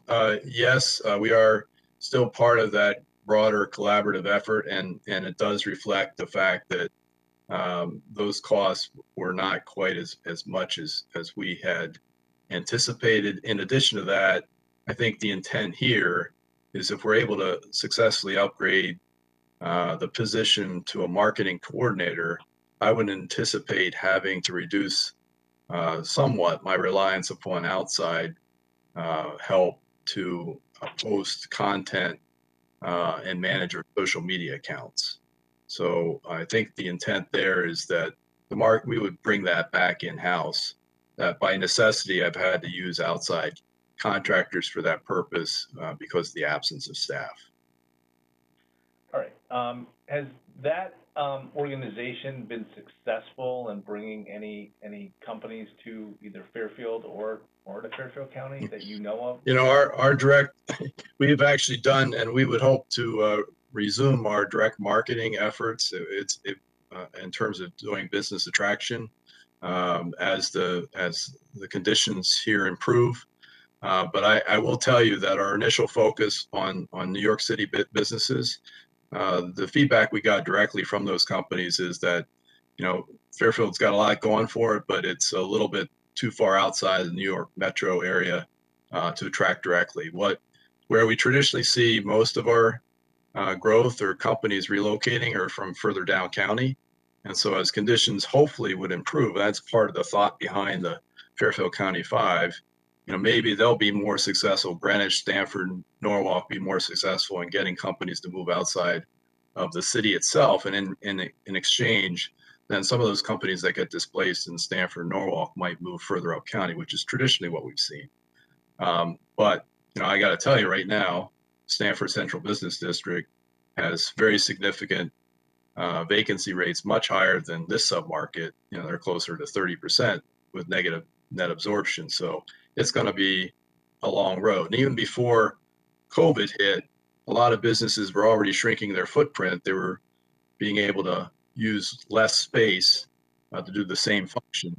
And now with folks migrating to remote work, you know, it's not, there's going to be an increase in the number of folks that do remote work. It's not going to be quite like no one's going back to the office, but it is going to reduce office demand for sure. So we're running into a couple headwinds. I can definitely see that. There are other parts of the economy that will pick up, hopefully help offset some of that. Right. Can you update us on the vacancy rate where we are now? I know we kind of ask you that every year on the you know, commercial vacancy rate from like where it was last year to, and then the pandemic hit. Because you know, you're definitely seeing a lot more places vacant, and they're staying vacant longer than they normally do. No question. You know, the vacancy rate overall is still in the low teens, but it's definitely ticked up a couple basis points over the year. And within sectors, retail, for example, used to be below 10%. We're now closer to 12, 13%. So definitely retail vacancies have ticked up. I haven't done a calculation this quarter, but I would expect that to stay up, elevated more so than we've historically seen. You know, traditionally, retail vacancy has been quite low, under 10% for the most part here. Office has been fairly consistent, but again, we're seeing increased office vacancy, but we're still the lowest. Fairfield, this sub-market, which includes Westport, is the lowest sub-market within the whole Fairfield County area in terms of vacancy. Okay. I thought the numbers would have been worse, so it's actually better news than I thought. Yeah, you know, we still have a lot of the the big users are still there, so that helps soften the blow somewhat. Yeah, and if you can, I know we talk about this every year, so I'm just gonna ask the same question. Well, I'm gonna add a property, so, you know, can you just fill us in on where we're going with anything? I know there's a mixed-use component talked about at the Metro Center, and we weren't going away from, it seemed to be going through their approval process. Where's that stand now? Are we going to be seeing any revenue coming out of that property anytime soon based on what you're seeing or hearing? He has a fully approved revised site plan. So the developer came back, asked for changes to the master plan to incorporate residential as part of a mixed use development. I think smartly the Planning and Zoning Commission said, sure, but you know, we want to make sure that there's a mixed use piece to this. There's a commercial element, which is shown in your plan. So you have, you know, the green light to go forward with the first phase as you've identified in your master plan for a residential building. But before you go to your next phase for additional residential properties, you want to see the commercial piece. Now, unfortunately for the developer, the commercial piece that he was counting on was a hotel. And hotels right now, there's no way you're getting financing for hotels. So, you know, I think he's got some work to do to move from, you know, one building to something more than that in terms of showing the commercial piece of it. I'm hopeful that we can show the office component, but again, there's those headwinds that we're running into. Okay, thank you for that update. I think it's probably the shortest update we've had on that. So at least there seems to be some progress. I'll try to be brief in the interest of the hour. Yeah, and then the last one is, can you, to whatever knowledge you have, the former Exide property that seems to have needed to be cleaned up, and I see signs asking for development offers on it. Have you heard anything in regards to that, or talked to the owner? What's going on there? Because they don't seem to want to develop it. They're looking for people to develop. Yeah, the select woman and I and other members of her team have met with the development, the current owners of the property, the owners that acquired the property earlier this year, or last year rather, and you know, have talked to them about their development plans. I think we were initially underwhelmed with what they were suggesting for the site. Thought that, you know, again, this is a prime piece of real estate and could be better served in terms of we're trying to maximize, as I would think they would, you know, their return on their investment and also our tax yield. So, you know, we're continuing to market the site, work with them to market the site, talk to development partners and investors, and try to play matchmaker. You know, they again, it's I understand the current state of where we are with the economy with the pandemic. So, you know, I'm not casting aspersions on their efforts. There still is interest in the site, and they're continuing to work it, and we'll continue to work with them to get to where we need to be on it. So they're not planning on developing it themselves. Well, no, they've gone back and they've certainly indicated that they would they initially indicated they would develop it themselves, but they also indicated they were open to the possibility of co-developing it with somebody else or doing some other variation of it. So that remains to be seen. But you know, you've seen the market materials as well. They're kind of fishing around for all kinds of opportunities. Okay, but there's no chance of big box going in there, correct? It is not a big box site. And we still have to change the zone to allow for any kind of use besides a manufacturing use. So I don't really see, you know, that type of retail. All right. Thank you very much for your update, Mark. Appreciate it. All You're welcome. Okay, thank you. Mr. DeWitt. Mr. Chairman, Mr. Walsh asked all my questions about the Fairfield 5, so I'll pass it along to whoever's next. All right, thank you, Mr. DeWitt. Ms. Charlton. Thank you, Mr. Chairman. Hi, Mark, Mr. Barnhart. Follow-up question on the $60,000 for the website. Where did that number come from? is that a solid number? Do you have a proposal? Do you have kind of a vision for what that's going to look like? Can you just help us understand that a little more? Sure. It's an estimate based on what some other communities have done and what they paid for a similar undertaking, notably Westport. So, we're using that as a kind of a budget number, but we haven't solicited formal proposals at this point.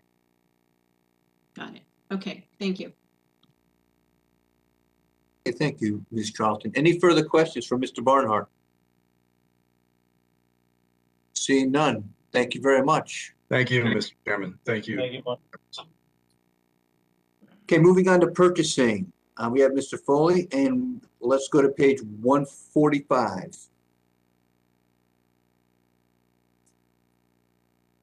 Good evening, Mr. Foley. Yes, hi, good evening. This is Gerald Foley, Director of Purchasing for the Town of Fairfield. Thank you very much for inviting me to present and/or discuss my budget. So the most notable, I guess, change to my budget is the additional position, the additional buyer position. If it is funded and/or approved, I fully intend to give you back quite a value for that added position.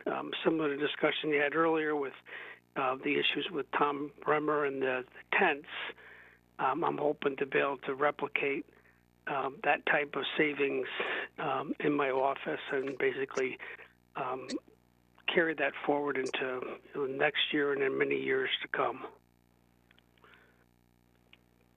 Okay, thank you, Mr. Foley. Any questions in regards to the budget or to the position itself? I am not seeing any questions on your budget, Mr. Foley, so thank you. Well, let's go to administrative services, right? Page 53. Okay. So that the only variance in that budget is with we outsource our mail operations center, and what I did is I put in a placeholder budget for an increase of 2%. I have spoken with the provider of that service, and they've agreed to basically provide a flat fee. So what they said is they would give a zero increase for at least next year. So the 2% that I was asking for, we can basically make that a flat year over year. Okay. One up. Okay, any questions on this budget? Mr. Walsh? Mr. Foley, are you saying that we can reduce it, or was that already reduced at the Board of Selectmen? It can be reduced now. Okay, so we can reduce it to the fiscal year 21 figure, the 53,717. Thank you, Mr. Foley. And I also appreciate going back to the purchasing. I wish you Godspeed with being able to deliver some of those results. So Yes, you're welcome. Thank you, Mr. Walsh. Okay, thank you, Mr. Walsh. Ms. Charlton? Thank you, Mr. Chairman. Good evening, Mr. Foley. Who is our outsourcing? Hi, who is our outsourcing partner that does that work that you're referring to here? We have a company that we use. It's a mail service. Right off the top of my head, I don't recall the company name. They want to say it's Mail Services Direct. What they do is they provide us staffing to basically pick up the mail from the post office. They bring it back to Sullivan Independence Hall. They sort the mail. They distribute it out to all the individual departments, and then at the same time they pick it back up, and then they coordinate the process with we use another outside company that actually picks up our mail and then processes the mail. but I want to say, right off the top of my head, I can't think of the company's name, but I can get you that for you. Yeah, no, it's not that important. I guess I was wondering how long we've used them. Is this a service that we put out to bid on occasion, or how does that work? So since I've been here, we have not bid out that service, but it is on our list to bid out. So I was anticipating if the company was in fact going to increase, I was going to draft up a bid to go out to bid, but they've said they're going to keep the cost of the service flat for the following year. It's still on the list to be bid, but it's not as pressing as it was previously. Yeah, I hear you. Do we bid that? I don't know how many contracts like this we have, but do we have a policy where we bid periodically, regardless of whether to keep the price flat? Right. So what we try to do is we try to bid the products or services in or approximately every 5 years. So this one is on the cycle. So I think it was bid just before I've only been with the town for 5 years. I'm actually going into my 5th year. So I think just prior to me taking over, the position had been bid. Not the position, but the service had been bid. So it's on my list. It's one of those. We keep dropping it back. So our intent was to actually put the service out to bid this spring, or short, in a very short period of time. And then when I contacted the company, just to kind of touch base with them in terms of the fee, they said that they'd be willing. I didn't tell them whether I was or was not going to go out to bid. I just asked him if he would do it, and he said that they'd be willing to hold the fee flat. I think he offered to do it for 2 years, but again, it's still on my list though, that we will be putting it out to bid. Great. Thank you very much. Appreciate it. Okay, thank you, Ms. Charlton. Any further questions on this budget, administrative services? Okay, seeing none. Mr. Foley, thank you for being here tonight. Thank you for having me. Thank you. Have a good night, everybody. Bye-bye now. Thank you. So we will go to the assessor's office. We'll have Mr. Murray back with us. Thank you for coming back, Mr. Murray. Thank you for having me back. Good evening.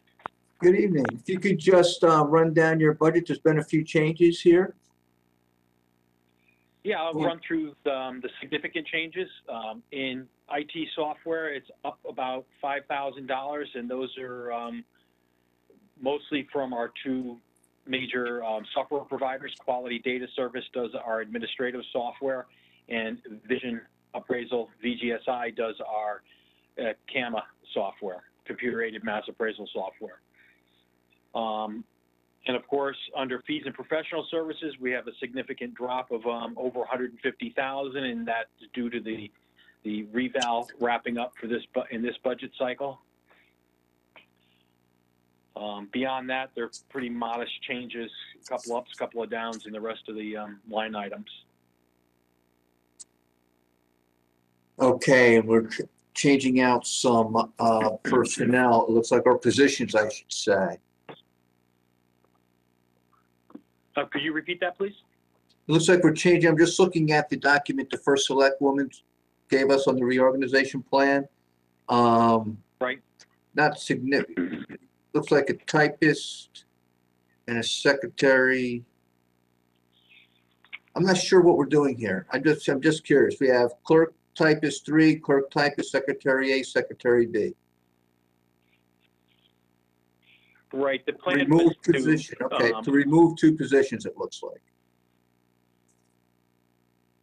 No, the idea is to upgrade one of the current secretary A job and get somebody with a little bit more assessment background to handle some personal property and deal with our businesses and be sort of a specialist in that year round, versus right now one of the field people does it, and she does it pretty much just during the personal property season, and that takes away from her ability to do real estate, which is just as important. Okay. Mr. Mottola. you. You see, I moved my location because my wife needs to go to sleep, but I left Ms. Kupchak's presentation upstairs. I don't see any changes reflected in the budget before me, like personnel changes. And I know in the presentation, in the budget, it says that, due in large part to the First Select Woman's Reorganization Plan, the department's FY22 budget is 13.66% lower than FY21. And my question is, how is that? The way I read this budget in this budget book is that your budget's way down because we're done with our reval. We don't need that consultant anymore, that group. So can you just, and maybe we have to clarify it. Maybe we can't clarify it tonight, but the reduction in your budget is due to the fact that the revaluation is over. And that's the big nut, right? Yes. Okay. And to the extent that there's some staffing changes, and maybe you can just, the First Select Woman's office and your office can give us those changes and have them reflected in this budget. Because I don't see them here. And maybe I'm wrong in just reading it, but I don't see them. So that's all. So, Mr. Matola, can you hear me? Yeah. So there wasn't, like I said earlier during my presentation, there wasn't significant change in every department. This was just a redefining. So the two people who took the VRIP in the assessor's office, I said earlier, one of those positions is the job description is going to have more weight to it and more skill set. So it won't be Secretary A, it'll have more assessor, as Ross just said, and I said earlier.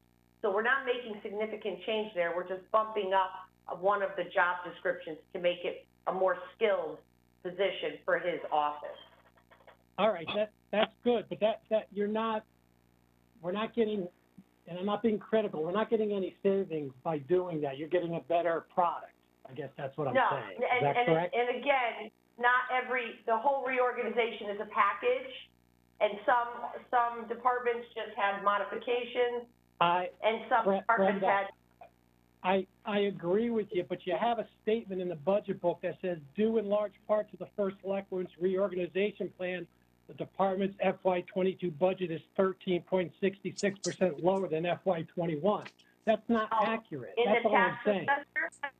In the tax assessor's budget this is in the statement? assessor's budget. Oh, I'm sorry. I didn't write that, John. Okay, and I wasn't aware that it said that.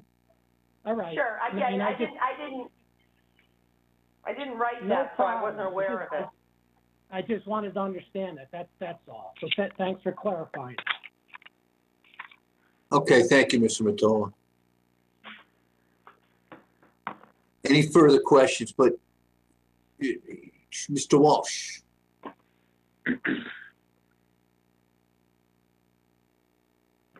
It seems to be explained, John, if you look at this form, I don't know if anybody can see it. There's a section on assessors towards the bottom, and it says what happened. So. And what's upstairs, Mr. Matola? What you have upstairs is up there, but it's not that big of a change anyway.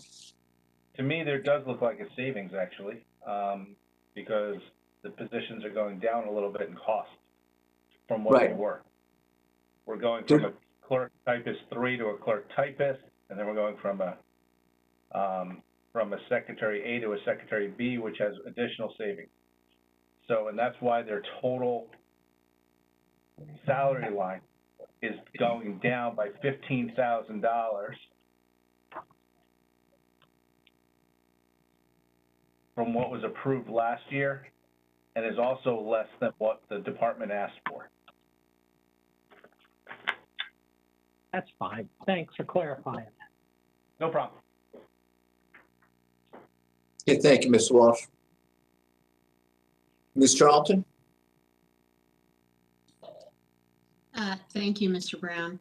I hope I didn't miss this in what was just said, but for Mr. Murray, what exactly is a clerk typist? That title just throws me. It sounds like something from, the 50s. Like what is the clerk typist role in the department? I'm sure they don't just type, but what do they do? No, it is a remnant title, or the job descriptions are pretty old.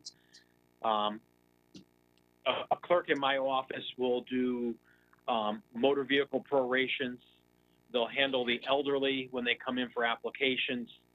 We'll process personal property declarations as they come in.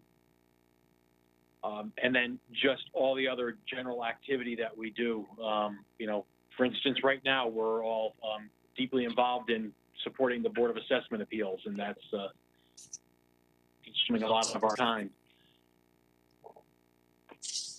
Okay. And that's, that's part of the reason we're moving, I think it was 2 budget cycles ago, I eliminated one of the clerk positions when she retired. We upgraded that position to the appraiser position, and now have a third field person that does some of the real estate, but also does some clerical duties when necessary. Got it. Thank you. Thank you, Ms. Charlton. Any further questions on this budget? Seeing none. Mr. Murray, thank you for being here. Thank you. Moving on to tax collector, we have Mr. Kay here, page 150. Good evening. Good evening, Chairman Brown, Vice Chair DeWitt, and other distinguished members of the Board of Finance. Everyone can hear me, correct? We can hear you. So yes, I was just thinking that last year when we had you, it was midnight. So we're doing pretty well. It's only right. It's only 11. And we spoke to you for right. about And 35 seconds, and that was so. But if you can take us back in the fall, I also was speaking with you, and I mentioned that as tax collector, I typically don't give out good news, and I had good news then, and I guess I'm a liar because I have good news again. So, so I'm happy to report that my budget, for the most part, is flat. It's actually down $21 from last year, and this is primarily because any increase in my budget is usually driven by salaries. Everyone in my office is in the union, but they have all achieved their incremental step increases. So based on that, we didn't have any salary increases in this upcoming year. So like I said, my budget's pretty much flat. So based on that, I'm open to take any question. any questions on the expenses?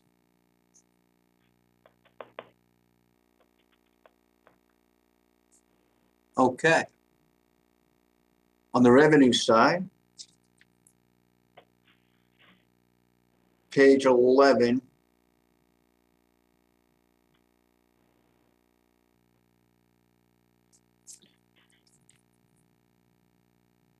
And we'll go over this. We'll go over this at another time. But how are we doing on our collection rate? We're doing well right now. We are, as some of you may know, we are in a current deferment that was issued as an executive order by the governor. So all the July 1 tax bills, second installment motor vehicle, third installment real estate, and second installment personal property, they all became due on July 1st, normally payable by February 1st. They are deferred and payable through April 1st. So we're a little bit, we're past the halfway point of the 3-month deferment. At the close of February, we're about 1.5% behind what we typically would collect through the month of February. But we now have data to back up. We have data from the previous deferment in July that said that we were made whole by October 1st after the 90-day window. So based on the steady flow of collections right now, I don't have concerns. I feel as though by April 1st, when this deferment ends, we should be back on schedule in terms of the revenue coming in. We should be back where we are typically, and I don't anticipate, I can't guarantee it, but I don't anticipate our April 1st fourth quarter real estate being deferred. And if that's the case, then we should be right on schedule and get our usual 98.5% collection rate by the end of the fiscal year. Okay, good news. Thank you. You're welcome. Any questions? Seeing none? Thank you for being here. Oh, that was great news. Thank you. Thank you. Mr. Brown, You're welcome. So we have Mr. Chairman. Mr. DeWitt. Yes, excuse me, I'm sorry. I hate to, especially at this hour. There was another department missed on the agenda, and it's Mr. Schmidt in finance. So can I recommend we add 3010 finance? We moved him. We moved that. Oh, you did? Okay, great. Yeah. Sorry, my bad. We moved him. And just for the record, the Historic Commission, they had a meeting tonight. They couldn't be here anyway. So we were good with them as well. Okay. So let's go to the Board of Finance. Page 159.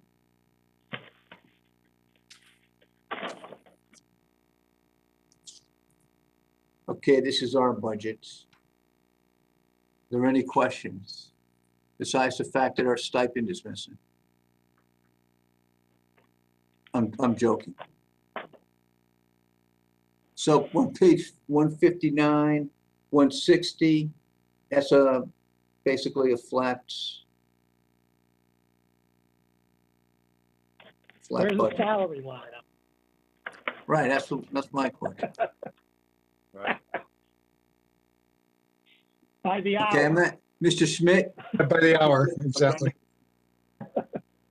Okay, we don't have any questions on our own budget. We think is right on. Just want to bring up a couple things. Number one, on our meeting schedule, Mr. DeWitt, can you go over the recommendation that was made to move our voting date back one day? Yes, I make a motion that we move our voting date from April 1st to March 31st. I'll second. Okay. Are there any questions, comments? The reason being is that Friday is Good Friday, and this would be the night before, and we felt it was best for us and for the people that wanted to listen to move it back one day. So all those in favor? Aye. Okay. Now, Mr. Spino wants to clarify a couple of comments, and I think we should do this tonight on FairTV that was made when it comes to the increase. So you with us, Jerry? Can you hear me? I can hear you. All right. Well, I first want to thank you for giving me this opportunity. And let me just start with the increase. Last year, when we sought the $18,000 increase, the reason for it is that in the past, we had been getting freelance labor support through our grant structure through the Cable Advisory Council. They cut us a very huge favor because that's not what they ordinarily do. But that allowed us to expand production and be a reliable service personnel-wise to the town. The $18,000, however, cannot be found in grants. There's no grant that usually will pay for labor. What we did do, and I think where the confusion was, is that we didn't buy any equipment with that $18,000. We paid for labor. At the moment, we've expended about $10,500. We're projected to get to another $14,300 if there isn't an increase in meetings or elements that we have to cover. But the thing is that at least from my perspective, or from the FairTV perspective, that the $18,000 would be an item that's kept in place because that's how we get our shows out. On another note, and this is a good note, this year we applied for $97,685 in grants for hardware and received both of them. We have replaced our aging broadcast system, which was about 13 years old, which basically feeds our various platforms. We have 2 cable partners where we run 2 channels on each cable station. We provide a video on demand service through YouTube, which doesn't cost us any money, but requires labor to get it there. And we also maintain web streams for both our channels, which does cost us money. That's essentially the long and short of it. I could read my wonderful pats on the back as regards to at least what I think was a good year. And but essentially, that's how the breakdown is. And I'm going to basically just read our simple budget. Yes, I am looking for an increase in my rate. I've worked with FairTV for almost 12 years now. First 6 years I worked for nothing almost. And it's only over the past 3 years that my rate has come up, but it's hardly in parity with a town manager's rate. And you also, I'm a contract worker, so, it's that. That's all you got to pay. It's $18,000 in freelance labor. We spend we're looking for $3,500 to support the web stream and $1,000 in miscellaneous supplies, which pays for things that break or have to be replaced over the course of the operational year. So that's really the long and short of it. If anybody has any questions, I am here and happy to answer. Okay, Jerry, thanks for clarifying. So when we were speaking to equipment earlier, I think that got confused because we had to switch from our grant sources, which are there to help support our equipment needs. And as I said, it was the Cable Advisory Council from Area 2 here in Connecticut. It's a 6-town group which receives funds from the cable companies, and then in turn, some of those funds are distributed out to the Cable Advisory Council, which in turn assists cable state, our towns, our Area 2 towns, with support for hardware. Now, the other grant that grant was for approximately $15,718. We also were awarded a state grant, which is called the PEG-PISA grant, and we received $81,967 on that grant. And that paid to replace our aging broadcast hub, and it also purchased some new production equipment that, please understand, this grant was applied for long before COVID. And unfortunately, COVID happened, and then, the grant was awarded, and we bought the items, and we're looking forward to using these new production tools.